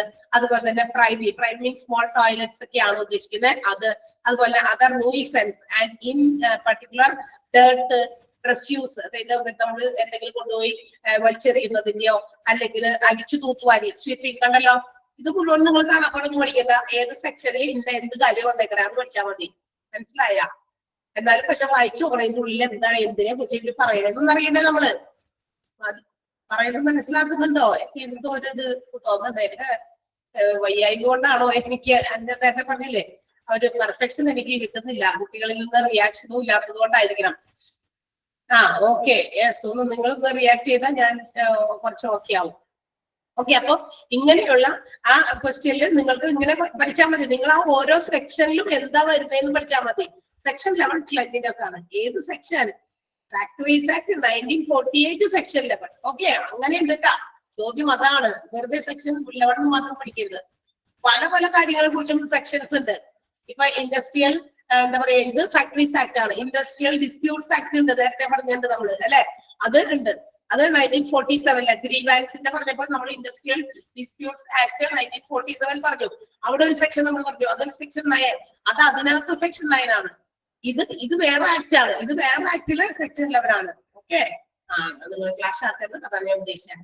അപ്പൊ എന്താണ് ഇങ്ങനെ അടിച്ചു കൂട്ടി വാരി കൊണ്ടുപോയി കളയുന്നത്, അതുപോലെ തന്നെ അവിടെ ഉണ്ടാകുന്ന ഫാക്ടറീസിന്റെ ഫ്ലോറ്, അതുപോലെ തന്നെ ഓരോ വർക്ക് റൂമുകൾ, സ്റ്റെയർ കേസിന്റെ ചൂട് അല്ലെ, സ്റ്റെയർ കേസിന്റെ അടിയിലൊക്കെ ചിലപ്പോ ഒന്നും വൃത്തിയില്ലാണ്ടൊക്കെ വലിച്ചു വാരിയൊക്കെ ഇടും. പിന്നെ പാസേജ്, പിന്നെ ഏതെങ്കിലും തരത്തിലുള്ള വസ്തുക്കൾ ഡിസ്പോസ് ചെയ്യുന്നത്. ഫാക്ടറിയിൽ നിന്ന് നമ്മൾ പലതും ഡിസ്പോസ് ചെയ്യും. അവിടുത്തെ വേസ്റ്റ് വെള്ളം ഡിസ്പോസ് ചെയ്യും, വേസ്റ്റ് മെറ്റീരിയൽസ് ഡിസ്പോസ് ചെയ്യും, അങ്ങനെയൊക്കെ. ഇങ്ങനെയുള്ള സ്ഥലങ്ങളൊക്കെ should be cleaned at least every വീക്കിൽ വൺസ് ആണ് കേട്ടോ. ആഴ്ചയിൽ ഒരിക്കലും ഒരു എന്താ പറയാ, ഒരു ഹാർഡ് ക്ലീനിങ് നമ്മൾ നടത്തിയിരിക്കണം. നല്ല രീതിയിൽ വൃത്തിയാക്കി സൂക്ഷിച്ചിരിക്കണം. മാത്രമല്ല എപ്പോഴും ഫാക്ടറീസിന്റെ ഫ്ലോർസ് ഒക്കെ എപ്പോഴും വെറ്റ് ആയിട്ട് കിടക്കണ്ടെങ്കിൽ, എന്ന് വെച്ചാൽ നനഞ്ഞൊക്കെ കിടക്കണമെങ്കിൽ അത് എങ്ങനെയെങ്കിലും ഏതെങ്കിലും രീതിയിൽ അതിനെ ഡ്രൈ ചെയ്യാനുള്ള കാര്യങ്ങൾ ചെയ്യണം. അത് ഇപ്പൊ ഏത് രീതിയിലുള്ള ന്യൂ മെത്തഡോളജി, ന്യൂ ടെക്നിക്സ് ഉപയോഗിച്ചായിക്കോട്ടെ, ഏത് രീതിയിലായിക്കോട്ടെ, അതൊക്കെ കൃത്യമായിട്ട് നല്ല രീതിയിൽ ഡ്രെയിൻ ചെയ്ത് മാനേജബിൾ ആയിരിക്കണം എന്നാണ് സെക്ഷൻ 11 പറയുന്നത്. ഏത് ഫാക്ടറിയിലും അതല്ലാത്ത രീതിയിലുള്ളത് കണ്ടു കഴിഞ്ഞാൽ സ്റ്റേറ്റിന്റെ ഒരു നിയമപ്രകാരം അവർക്കെതിരെ, അത്തരം ഫാക്ടറീസിനെതിരെ എന്ത് നടപടിയും സ്വീകരിക്കാൻ പറ്റും, ഇതൊക്കെ ലംഘിച്ചു കഴിഞ്ഞാൽ. അപ്പൊ ഇഫ്ലൂവിയ ഒന്ന് വേണമെങ്കിൽ ഒന്ന് എന്താ പറയുക, മീനിങ് ഒന്നായിട്ട് ബോൾഡ് എഴുതി വെച്ചേക്ക്. ഹാംഫുൾ ഓർഡർ, ORDOUR എന്നാണ് ആ ഓർഡറിന്റെ സ്പെല്ലിംഗ്. എന്നുവെച്ചാൽ ദുർഗന്ധം. നമ്മുടെ ശരീരത്തിന് നിങ്ങൾക്ക് ഒരുപാട് നേരം ഏതെങ്കിലും തരത്തിലുള്ള എന്താ പറയാ അത്ര പ്ലീസിങ് അല്ലാത്ത സ്മെല്ല് നമ്മൾ ഇങ്ങനെ എന്താ പറയാ ശ്വസിച്ചുകൊണ്ട് കിടന്ന ഇന്ത്യയിൽ ചെയ്താൽ അത് നമ്മുടെ ആരോഗ്യത്തിന് ഹാനികരമാണ്. 11ാമത്തെ എന്താ പറയാ സെക്ഷൻ മനസ്സിലായോ? എല്ലാം ഇനി വീണ്ടും പറയണ്ടല്ലോ. നമ്മൾ ആ സെക്ഷൻസിൽ എന്തിനെ കുറിച്ചാണ് മെൻഷൻ ചെയ്യുന്നതെന്ന് മാത്രം പഠിച്ചാൽ മതി. എന്ന് വെച്ചാൽ മറ്റുള്ളവർ പഠിക്കേണ്ടതല്ല, വെറുതെ നമ്മൾ വായിച്ചെറിയണം നമുക്ക് മനസ്സിലാകാൻ വേണ്ടി. ക്ലിയർ? ഓക്കെ, ഇനി രണ്ടാമത് അടുത്ത section is mentioning about section 12 disposal of waste influence. അതായത് വേസ്റ്റ് ആയിട്ടുള്ള ഇൻഫ്ലുവൻസ് എന്ന് പറയുന്നത് നേരത്തെ പറഞ്ഞ പാഴ്വസ്തുക്കൾ, വേണ്ടാത്ത സാധനങ്ങളൊക്കെ, ഇതൊക്കെ നമ്മൾ ഡിസ്പോസ് ചെയ്യുന്നതുമായി ബന്ധപ്പെട്ട കാര്യമാണ് സെക്ഷൻ 12 പറയുന്നത്. സെക്ഷൻ 11 ക്ലെൻലിനെസ് ആണ്, section 12 disposal of waste influence ആണ് കേട്ടോ. എന്തൊക്കെയാണ് അതിനകത്ത് ചില കാര്യങ്ങളെ കുറിച്ച് എടുത്തെടുത്ത് പറയുന്നുണ്ട്. ചില ഇൻഫ്ലുവൻസ് പറഞ്ഞാൽ വേണ്ടാത്ത സാധനങ്ങൾ പലതും വരുന്നുണ്ടല്ലോ. ഒന്നാമത്തേത് treatment of waste and influence. അതായത് ഏതെങ്കിലും ഫാക്ടറിയിൽ നിന്നും അവരുടെ മാനുഫാക്ചറിങ് പ്രോസസ്സിൽ ഉണ്ടാകുന്ന ഒരു ഉത്പാദനത്തില് കുറെ സാധനങ്ങളൊക്കെ ഉപയോഗിച്ചിട്ടായിരിക്കും, മെറ്റീരിയൽസ് ഉപയോഗിച്ചായിരിക്കും പ്രോസസ്സിങ് ചെയ്യുന്നത്. അതിന്റെ വേസ്റ്റുകൾ, അതിന്റെ ബാലൻസ് വരുന്ന സാധനങ്ങൾ ഷുഡ് ബി എന്താകണം, അത് നമ്മുടെ എന്താ പറയാ ഡിസ്പോസലിന് വേണ്ടിയിട്ടുള്ള കാര്യങ്ങൾ കൃത്യമായിട്ട് ചെയ്തു വെക്കണം. എന്ന് വെച്ചാൽ വിച്ച് ഈസ് നോട്ട് ഹാർംഫുൾ, നമുക്ക് ഹാനികരമല്ലാത്ത, അല്ലെങ്കിൽ എന്താ പറയാ ഇന്നോക്വസ് എന്ന് പറഞ്ഞത്, ഇന്നോക്വസ് എന്ന് പറഞ്ഞാൽ നോട്ട് ഹാർംഫുൾ ആകുന്ന രീതിയിൽ, എന്ന് വെച്ചാൽ മനുഷ്യർക്ക് ഉപദ്രവകരമല്ലാത്ത രീതിയിൽ, ആരോഗ്യത്തിന് ഹാനികരമല്ലാത്ത രീതിയിൽ അത് എല്ലാം എന്ത് ചെയ്യണം, നമ്മള് ഡിസ്പോസ് ചെയ്യാനുള്ള കാര്യങ്ങൾ ചെയ്തിരിക്കണം എന്നാണ്. എന്ത് വേസ്റ്റും മാനുഫാക്ചറിങ് പ്രോസസ്സിനകത്ത് ഉപയോഗിക്കുന്ന ഏത് തരത്തിലുള്ള വേസ്റ്റുകളും should be treated and also disposed according to the innocuous and for the disposal. അവരുടെ അതിന് ഡിസ്പോസൽ ചെയ്യാനും അതുപോലെ തന്നെ അത് ഹാർംഫുൾ അല്ലാത്ത രീതിയിൽ ആക്കാനും വേണ്ടിയിട്ടുള്ള കാര്യങ്ങൾ എന്തായാലും ചെയ്തിരിക്കണം.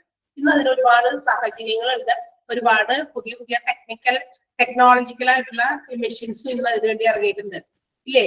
നിങ്ങൾക്കുണ്ടോ അങ്ങനത്തെ വേസ്റ്റ് ഒക്കെ കൊണ്ടുവന്നിട്ട് ഒരു പുതിയ പുതിയ എന്താ പറയാ പല രീതിയിലുള്ളതുണ്ട്. ടെക്നോളജിക്കലി ഭയങ്കര ഹൈ ആയിട്ടുള്ള സാധനങ്ങളും ഉണ്ട്.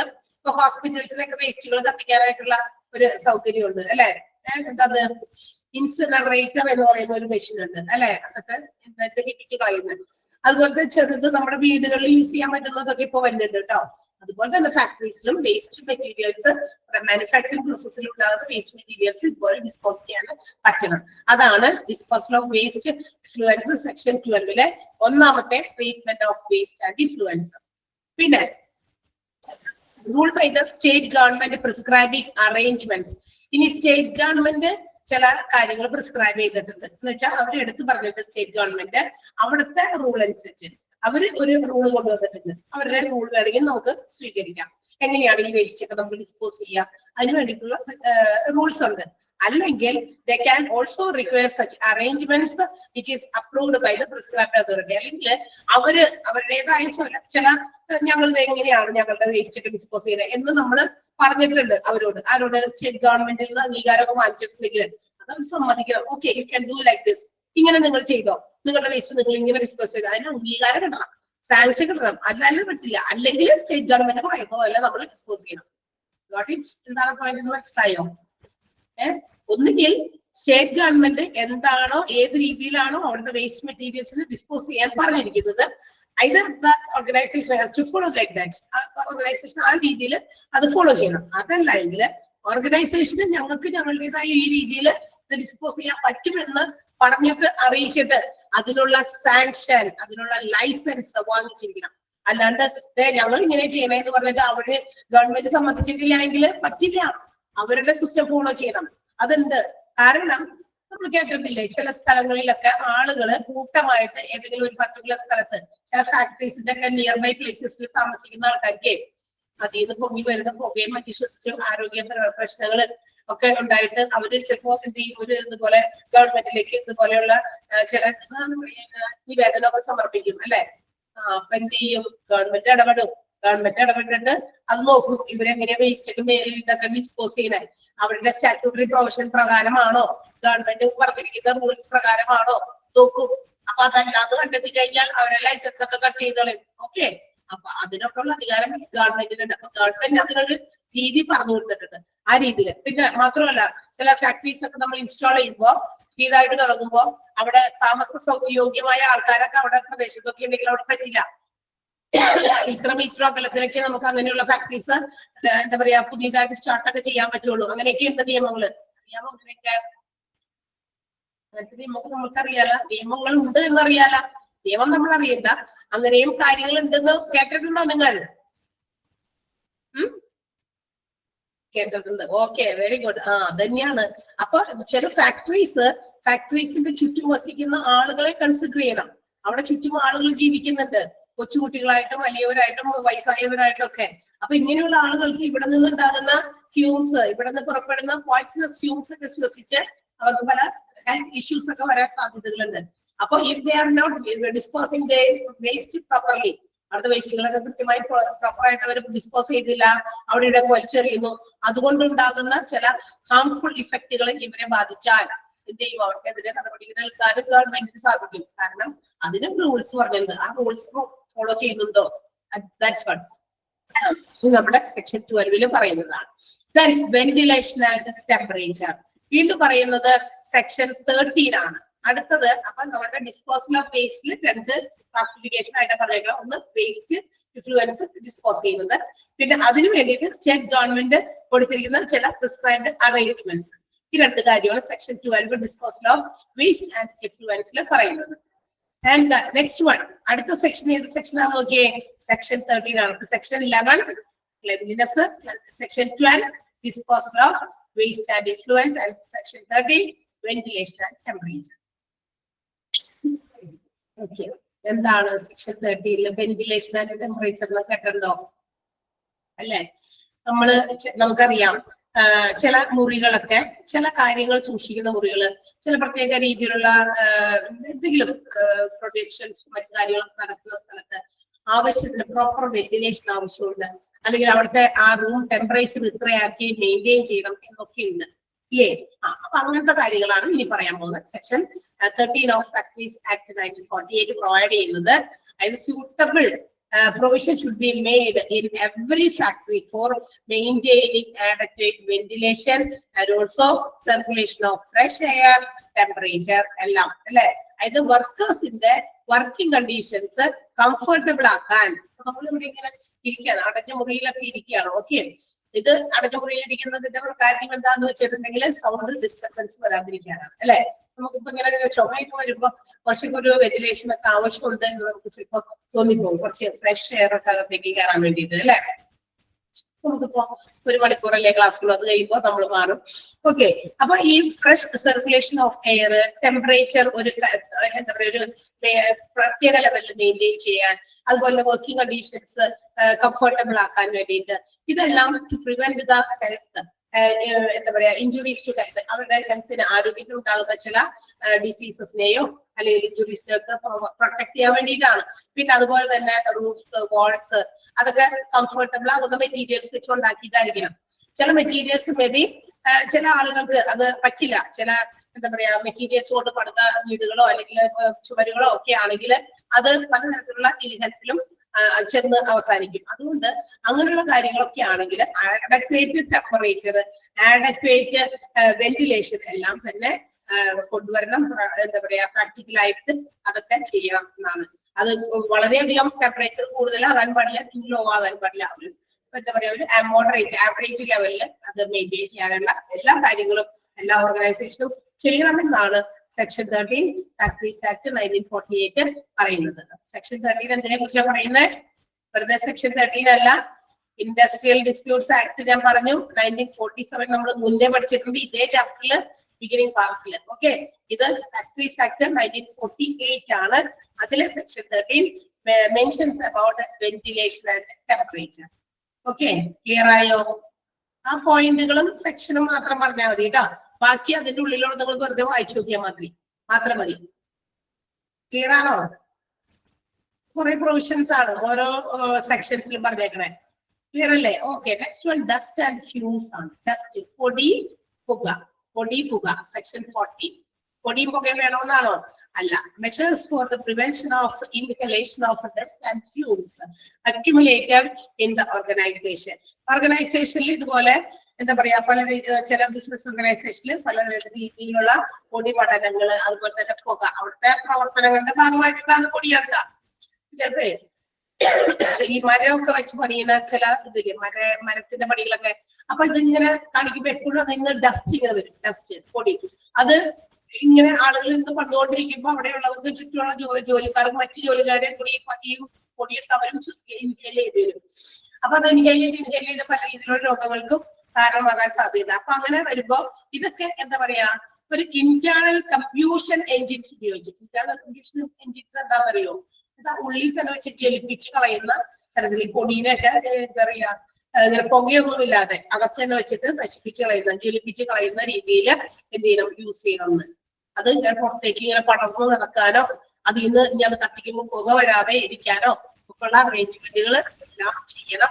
അങ്ങനെ നമുക്ക് എന്ത് ചെയ്യാം, ഇത് ഇങ്ങനെ ഇൻഹേൽ ചെയ്യാൻ, അതായത് ഈ പുകയും പൊടിയൊക്കെ ശ്വസിക്കാനുള്ളതൊക്കെ നമുക്ക് തടയാൻ സാധിക്കും. അതിനുവേണ്ടിയുള്ള engines machines have to be used. അപ്പോൾ dust fumes should be controllable up to the permitted limit. പറഞ്ഞിരിക്കുന്ന അതേ അളവിലേക്ക് നമ്മൾ അതിനെ ചുരുക്കി, പരമാവധി ചുരുക്കി വേണം നമുക്ക് ഡസ്റ്റും ഫ്യൂംസും ഒക്കെ ഉണ്ടാക്കാൻ പാടുള്ളൂ. ഒരു പരിധി കഴിഞ്ഞ് കഴിഞ്ഞാൽ അതിന് എന്താ പറയാ അതിന് വേണ്ടിയിട്ടുള്ള അറേഞ്ച്മെന്റ് ചെയ്തോണം. That's all. ക്ലിയർ ആണോ? ഡസ്റ്റ് ആൻഡ് ഫ്യൂംസ് കാര്യം എന്താണെന്ന് മനസ്സിലാക്കിയത്. ബാക്കി നമുക്കറിയാലോ. കാര്യം മനസ്സിലായില്ലേ? ഫാക്ടറിയിൽ ഇതുപോലുള്ള ഡസ്റ്റ് ഫ്യൂംസ് കൊണ്ടാൻ സാധ്യതയുണ്ട്. അതും കൺട്രോൾ ചെയ്യണം. അത് എംപ്ലോയീസിന്റെ ഹെൽത്തിനെ നെഗറ്റീവായിട്ട് ബാധിക്കും. അത്ര ഓർത്തിരിക്കുക. That's all. അപ്പൊ സെക്ഷൻ 14 മറക്കണ്ട, ഡസ്റ്റ് ആൻഡ് ഫ്യൂംസ്. നെക്സ്റ്റ് എന്താണ്? സെക്ഷൻ 15 സബ്സെക്ഷൻ 1 ആണ്. ഈ സെക്ഷൻ 15 സബ്സെക്ഷൻ ആണ് കേട്ടോ. അതുകൊണ്ട് അങ്ങനെ വായിക്കട്ടെ. അത് സബ്സെക്ഷൻ 1. അപ്പൊ എന്താ? ഫാക്ടറീസ് ആക്ട് 1948 സെക്ഷൻ 15 സബ്സെക്ഷൻ 1 പറയുന്നത് എന്തിനെ കുറിച്ചാ? Artificial humidification. ആർട്ടിഫിഷ്യൽ ഹ്യൂമിഡിഫിക്കേഷൻ ആണ്. എന്ന് വെച്ചിട്ടുണ്ടെങ്കിൽ ആർട്ടിഫിഷ്യൽ എന്ന് പറഞ്ഞാൽ എന്താ?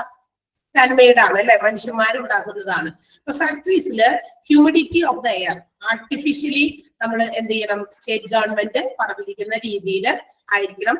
According to the rules or the standards. ഒരു പ്രത്യേക സ്റ്റാൻഡേർഡ് ഉണ്ട്. ഹ്യൂമിഡിഫിക്കേഷൻ എന്തോരം വേണമെന്ന്, ഈർപ്പത്തിന്റെ ഒരളവ് എത്രത്തോളം ആകാം എന്നുള്ളതുണ്ട്. അത് സ്റ്റേറ്റ് ഗവൺമെന്റ് അവരുടെ സെക്ഷൻസിലൊക്കെ പറഞ്ഞു വെച്ചിട്ടുണ്ട്. 48 ഫാക്ടറീസ് ആക്ട് പ്രകാരം സെക്ഷൻ 15 പറയുന്നത് ആ ഒരു രീതിയിലായിരിക്കണം മെയിൻറ്റെയിൻ ചെയ്യേണ്ടത് ഹ്യൂമിഡിറ്റി. അപ്പൊ അത് കൂടുതലാകാനും കുറയാനും ഒന്നും പാടില്ല. ഹ്യൂമിഡിറ്റി കൂടിക്കഴിഞ്ഞാലും പ്രശ്നം, അതുപോലെ കുറഞ്ഞു കഴിഞ്ഞാലും പ്രശ്നമാണ്. അപ്പൊ അതൊക്കെ കൃത്യമായിട്ട് ചിലപ്പോ ഈ ഹ്യൂമിഡിറ്റി ഒക്കെ മെഷർ ചെയ്യുന്ന ചില എന്താ പറയാ ഡിജിറ്റൽ ആയിട്ടുള്ള ചില മെഷീൻസ് ഒക്കെ ഉണ്ട് കേട്ടോ, ഹ്യൂമിഡിറ്റിയുടെ മെഷർമെന്റ് ഇതാക്കാനായിട്ട്. അപ്പൊ അത്തരം കാര്യങ്ങളൊക്കെ ഇൻസ്റ്റാൾ ചെയ്ത് കഴിഞ്ഞാൽ അത് താഴ്ന്നു പോകുന്നുണ്ടോ കൂടിക്കൊണ്ടോ എന്നൊക്കെ നമുക്ക് മനസ്സിലാക്കാനായിട്ട് സാധിക്കും. ആൻഡ് ഓൾസോ പ്രോപ്പർ വെന്റിലേഷൻ കൊടുത്തിരിക്കണം. റൂംസ് ഒക്കെ കൂളാക്കാനും അതുപോലെ തന്നെ വർക്ക് റൂംസ് ഒക്കെ അതിനകത്തൊക്കെ ഒരു എയർ പാസേജിനൊക്കെ വേണ്ടിയിട്ട് ആവശ്യത്തിന് വെന്റിലേഷനും കൂളിംഗ് സിസ്റ്റം ഒക്കെ കൊടുത്തിരിക്കണം. അതാണ് ഹ്യൂമിഡിഫിക്കേഷൻ. ആർട്ടിഫിഷ്യൽ എന്ന് വെച്ചാൽ ആർട്ടിഫിഷ്യൽ ആയിട്ട് യാന്ത്രികമായിട്ട് നമ്മളത് ഉണ്ടാക്കണം. അതിന് വേണ്ടി ഹ്യൂമിഡിഫിക്കേഷൻ നിലനിർത്താൻ മെയിൻറ്റെയിൻ ചെയ്യാൻ. മനസ്സിലായോ? According to the standards of state government പ്രകാരമാണ് കേട്ടോ അതിങ്ങനെ പറഞ്ഞിരിക്കുന്നത്. അത് സെക്ഷൻ 15 മാത്രമല്ല, സെക്ഷൻ 15 സബ്സെക്ഷൻ 1 ആണ് കേട്ടോ. ഓരോ സെക്ഷൻസും ഓർഡർ അനുസരിച്ച് ഇങ്ങനെ പഠിച്ചാൽ മതി. അപ്പൊ 11 തുടങ്ങി 20 വരെയാണ് സെക്ഷൻസ് ഉണ്ട്. 11 നമ്മൾ എന്ത് പറഞ്ഞു? 11 പറഞ്ഞത് ക്ലെൻലിനെസ് അല്ലെ? 11 ക്ലെൻലിനെസ് ആണ് പറഞ്ഞത്. 12 എന്താ പറഞ്ഞത്? Disposable of waste and influence ആണ്. Disposal of waste and influence ആണ് 12 പറഞ്ഞത്. 13 വെന്റിലേഷൻ ആൻഡ് ടെമ്പറേച്ചർ ആണ്. 14 ഡസ്റ്റ് ആൻഡ് ഫ്യൂംസ് ആണ്. 15 ആർട്ടിഫിഷ്യൽ ഹ്യൂമിഡിഫിക്കേഷൻ ആണ്. Okay. And the next one 16 ആണ്. സെക്ഷൻ 16 ഓവർ ക്രൗഡിംഗ് ആണ്. ഓവർ ക്രൗഡിംഗ് എന്താ? എല്ലാവരും ഇങ്ങനെ കുറെ പേര് ഇങ്ങനെ വന്ന് കുടുങ്ങുക അല്ലെ? കുടുങ്ങുക എന്ന് പറഞ്ഞു കഴിഞ്ഞാൽ ചില ഓർഗനൈസേഷനില്, ചില ബിസിനസ് ഓർഗനൈസേഷനിൽ, ഫാക്ടറീസില് ജോലിക്കാരെല്ലാവരും കൂടി ഒരേ ഏതെങ്കിലും ഒരു പർട്ടിക്കുലർ സ്ഥലത്ത് കുറെ പേരെ വെച്ചിട്ട് ജോലി ചെയ്യുക. അത് ഓൾസോ കോസസ് ഇൻജുറീസ് ടു ഹെൽത്ത്. അത് നമ്മുടെ ആരോഗ്യത്തിന് ഭീഷണി തന്നെയാണ്. ചിലപ്പോ കൂടുതൽ പേരൊക്കെ ഒരു സ്ഥലത്ത് ഇരുത്തി ജോലിയൊക്കെ ചെയ്യുമ്പോൾ എന്ത് ചെയ്യും? അങ്ങനെ കൂട്ടായിട്ട് ഒരുപാട് ഓവർ ക്രൗഡിംഗ് ആയിട്ട് ചെയ്യുമ്പോൾ അവിടെ ഉണ്ടാകുന്ന ആളുകൾക്ക് പലതരത്തിലുള്ള രോഗങ്ങളൊക്കെ ഉണ്ടെങ്കിൽ അങ്ങോട്ടും ഇങ്ങോട്ടൊക്കെ സ്പ്രെഡ് ചെയ്യാനും സാധ്യതകൾ കൂടുതലാണ്. ഓവർ ക്രൗഡിംഗ് ഒരു പരിധിവരെ ഒഴിവാക്കണം എന്നുള്ളതാണ് സെക്ഷൻ 16 ഓഫ് ഫാക്ടറീസ് ആക്ട് 1948 പറയുന്നത്. അത് ഒരു പരിധി വരെയൊക്കെ എംപ്ലോയി ഹെൽത്തിനെ സംരക്ഷിക്കാൻ വേണ്ടിയിട്ടാണ്. ഇതെല്ലാം എംപ്ലോയീസിന്റെ ഹെൽത്തിന് സംരക്ഷണം കൊടുക്കാൻ വേണ്ടിയിട്ടാണ് ഈ പറയുന്നത്. എന്ത് മെഷേഴ്സ് ഈ സെക്ഷൻസിൽ പറയുന്നുണ്ടെങ്കിലും. ക്ലിയർ ആയോ? മനസ്സിലായില്ലേ? പോയിന്റ് കൂടി പറയാം. ലൈറ്റിംഗ് എന്താ? ആവശ്യത്തിന് വെട്ടവും വെളിച്ചവും വേണമെന്ന്. ലൈറ്റ് ആൻഡ് സൗണ്ട് വേണ്ടേ? അത് വേണം. സെക്ഷൻ 17 ലൈറ്റിങ്ങിനെ എന്താ പറയാ കുറിച്ച് പറയുന്നത്. വർക്കേഴ്സിന്റെ കണ്ണുകൾക്കൊക്കെ ഐ സ്ട്രെയിൻ കൊടുക്കാത്ത രീതിയിൽ സൂക്ഷ്മമായിട്ടൊക്കെ പരിശോധിക്കാൻ നോക്കിയിട്ട് അതായത് വെട്ടമില്ലാഞ്ഞിട്ടേ നമ്മളിപ്പോ ഭയങ്കര കഷ്ടപ്പെട്ടൊക്കെ ഇങ്ങനെ ഒന്ന് ഇതാക്കൂലേ? അങ്ങനെ പാടില്ല. അപ്പൊ നമ്മൾ കൂടുതൽ ഐക്ക് കണ്ണിന് സ്ട്രെയിൻ ചെയ്യുകയാണ് ചെയ്യുന്നത്. പറ്റിയില്ല. ചില ആൾക്കാരൊക്കെ മൊബൈലൊക്കെ നോക്കുമ്പോ എന്താ പറയാ കണ്ണിന് വലിയ ഇതൊന്നും ഇല്ല, പക്ഷെ എങ്കിലും ഇങ്ങനെ ഭയങ്കര അതിനകത്ത് ലൈറ്റ് കണ്ണൊക്കെ ഇങ്ങനെ നോക്കിയൊക്കെ അതിന് പകരം അതിന് യൂസ് ചെയ്യാൻ പറ്റുന്ന മൊബൈലൊക്കെ നമ്മൾ യൂസ് ചെയ്യാൻ പറ്റുന്ന സ്പെക്സ് ഒക്കെ ഉണ്ട്. അതൊക്കെ ഉപയോഗിക്കുകയാണെങ്കിൽ നമ്മുടെ കണ്ണിന് അത്രയും പ്രൊട്ടക്ഷൻ ആണ് ശരിക്കും പറഞ്ഞ. അപ്പൊ അങ്ങനെയുള്ള കാര്യങ്ങളൊക്കെ ഉണ്ടെങ്കിൽ അതൊക്കെ ഉപയോഗിക്കാം. ലൈറ്റിങ് കൃത്യമായിട്ട് എന്താ പറയാ ഓരോ വർക്കേഴ്സിനും നല്ല രീതിയിൽ സഫീഷ്യന്റ് ലൈറ്റിങ് ആൻഡ് എന്താ പറയാ നാച്ചുറൽ ആണെങ്കിലും അതുപോലെ ആർട്ടിഫിഷ്യൽ ആണെങ്കിലും ഏത് രീതിയിലാണെങ്കിലും പ്രൊവൈഡ് ചെയ്യാം. രാവിലെ തന്നെ വരുമ്പോ വേറെ പ്രശ്നമൊന്നുമില്ലെങ്കിൽ നമുക്ക് വിൻഡോസ് തുറന്നിടാനുള്ള സ്ഥലമാണെങ്കിൽ അങ്ങനെ ഇടാം. അപ്പൊ നാച്ചുറൽ ലൈറ്റ് വരുമല്ലോ അല്ലെ? സൂര്യപ്രകാശം വരും. ആർട്ടിഫിഷ്യൽ ലൈറ്റ് ചില സ്ഥലത്ത് നമുക്ക് ആർട്ടിഫിഷ്യൽ ലൈറ്റ് പറ്റുള്ളൂ. ഇത് ഞാനിരിക്കുന്ന ക്ലാസ് നമുക്കിവിടെ എന്താ പറയാ മറ്റു വെന്റിലേഷൻസും അതുപോലെ വിൻഡോസിന്റെ ലൈറ്റും വിൻഡോസിൽ നിന്ന് വരുന്ന നാച്ചുറൽ ലൈറ്റ് ഒന്നുമില്ല, സൺലൈറ്റ് ഒന്നുമില്ല. കാരണം ബിക്കോസ് ഡിസ്റ്റർബൻസ് അത് നമുക്ക് ബുദ്ധിമുട്ടാണ്. കാരണം മറ്റൊക്കെ സൗണ്ട് വരും. അപ്പൊ നിങ്ങൾ പറയും ടീച്ചറെ ഒന്നും കേൾക്കാനുള്ള എന്താ പറയണേ, അവിടെ നിന്ന് വേറെ സൗണ്ട് ഒക്കെ വരുന്നുണ്ടല്ലോ എന്ന് പറഞ്ഞ് പറയും അല്ലെ? അപ്പൊ ആ ഡിസ്റ്റർബൻസ് ഒഴിവാക്കാൻ വേണ്ടിയിട്ട് നമ്മൾ ക്ലോസ്ഡ് ആയിട്ടുള്ള ഒരു റൂമിലാണ് സെറ്റ് ചെയ്യുന്നത്. അപ്പൊ എന്താ സംഭവിക്കുക? നമുക്ക് അവിടേക്ക് എന്താ പറയാ നാച്ചുറൽ എയർ ഒന്നും പറ്റില്ല. അപ്പൊ ആർട്ടിഫിഷ്യൽ. അപ്പൊ അവിടെ ആർട്ടിഫിഷ്യൽ എന്ന് പറഞ്ഞ് ഞാൻ ചൂടെടുത്തിരുന്നവരുടെ ക്ലാസ് എടുക്കാൻ പറ്റുമോ? ഇല്ല. അപ്പൊ നമുക്ക് അതിനുള്ള സെറ്റപ്പ് ഉണ്ട്. അത് ഫാനോ അല്ലെങ്കിൽ എന്താണോ രീതിയിൽ ആർട്ടിഫിഷ്യൽ ആയിട്ടുള്ള ഒരു സിസ്റ്റം പ്രൊവൈഡ് ചെയ്യുക. ഓക്കെ. സോ അതുപോലെ തന്നെ നാച്ചുറൽ ആയിട്ടുള്ള രണ്ട് രീതിയിലുള്ള ലൈറ്റ്സും നമുക്ക് വരുന്ന രീതിയിൽ വിൻഡോസ് ഒക്കെ ഓപ്പൺ ചെയ്തിടാൻ പറ്റുമെങ്കിൽ, അല്ലെങ്കിൽ വിൻഡോസിലൊക്കെ നല്ല എന്താ പറയാ ഗ്ലാസ്ഡ് ആയിട്ടുള്ള നല്ല ഗ്ലേസിംഗ് ഗ്ലാസ് ആയിട്ടുള്ള വിൻഡോസ് ഒക്കെ ആണെങ്കിലും അവർക്ക് പുറത്തുനിന്നുള്ള വെളിച്ചമൊക്കെ കയറ്റാൻ സാധിക്കും. സോ ഇതെല്ലാം ലൈറ്റിങ്ങിനെ കുറിച്ചിട്ടുള്ള റൂൾസ് എല്ലാം തന്നെ അണ്ടർ സബ്സെക്ഷൻ 3, അതായത് സെക്ഷൻ 17 ഓഫ് സബ്സെക്ഷൻ 3 എന്താ പറയാ എല്ലാം പറയുന്നുണ്ടെന്ന്. ഫ്രീ ഫ്രം ഒബ്സ്ട്രക്ഷൻ, വെളിച്ചം വരാൻ സാധ്യതയുള്ള സ്ഥലങ്ങളിലെ തടസ്സങ്ങളൊക്കെ മാറ്റി വെളിച്ചത്തെ കടക്കാനായിട്ട് അനുവദിക്കണം. ഫാക്ടറീസിൽ ജോലി ചെയ്യുന്നവർക്ക് വെളിച്ചം കിട്ടാൻ. ഓക്കെ, അതിനെ കുറിച്ച് എല്ലാ നിയമങ്ങളും എവിടെ പറയുന്നുണ്ട്? സെക്ഷൻ 17 സബ് സെക്ഷൻ 3 പറയുന്നുണ്ട്. ക്ലിയർ ആയോ? അപ്പൊ സെക്ഷൻ 17 എന്തിനെ സംബന്ധിക്കുന്നതാ? സെക്ഷൻ 17 എന്തിനെ കുറിച്ചുള്ള? ലൈറ്റിങ്ങിനെ കുറിച്ചിട്ടുള്ളതാണ്. ഓക്കെ, നമ്മൾ സെക്ഷൻ 17 വരെയാണ്, ലൈറ്റിംഗ് വരെയുള്ള സെക്ഷനാണ് നമ്മൾ പറഞ്ഞത്. ഇനിയുണ്ട് കേട്ടോ, 20 വരെയുള്ള സെക്ഷൻസ് ഉണ്ട് നമുക്ക് പഠിക്കാനായിട്ട്. അപ്പൊ ഇത് ഓരോ സെക്ഷൻസിലും വരുന്ന ഏത് കാര്യത്തെ കുറിച്ചാണ് മെൻഷൻ ചെയ്യുന്നതെന്നാണ് നമ്മൾ പഠിക്കുകയുള്ളൂ. ബാക്കിയുള്ള ഉള്ളിലിരിക്കുന്ന എക്സ്പ്ലനേഷൻസ് വായിക്കണം, വായിച്ച് തന്നെ മനസ്സിലാക്കണം. ഓക്കെ, വായിക്കും പറഞ്ഞുള്ള കാര്യമൊക്കെ തന്നെ അതെന്താന്ന് അറിഞ്ഞാൽ മാത്രം മതി. അങ്ങനെയുള്ള എല്ലാ പ്രൊവിഷൻസും ഇതൊക്കെ ഇങ്ങനെ ഉണ്ടാക്കി വെച്ചിട്ടുണ്ട്. എന്തിനാ അത്? ഇതൊക്കെ എംപ്ലോയീസിന്റെ ഹെൽത്തിനെ പ്രൊട്ടക്ട് ചെയ്യാൻ വേണ്ടിയിട്ടാണ് ഈ പ്രൊവിഷൻസ് ഒക്കെ ഉണ്ടാക്കി വെച്ചിരിക്കുന്നത്. സോ അതനുസരിച്ച് മാത്രമേ ഓർഗനൈസേഷൻസ് പ്രവർത്തിക്കാൻ പാടുള്ളൂ. Okay, yes. അപ്പൊ ഇന്ന് even if my health is not okay, നമ്മുടെ ക്ലാസ് ഇന്നത്തെ ഇവിടെ അവസാനിപ്പിച്ചിരിക്കുകയാണ്. ഞാനൊന്നും ശരിയല്ല, അതുകൊണ്ട് എനിക്കറിയില്ല എങ്ങനെയൊക്കെ. എന്നാലും ക്ലാസ് മനസ്സിലായില്ല എല്ലാവർക്കും? സൗണ്ട് ഇടയ്ക്കിടയ്ക്ക് പോകുന്നുണ്ട്. പിന്നെ നമ്മളാണെങ്കിലോ ഈ എന്താ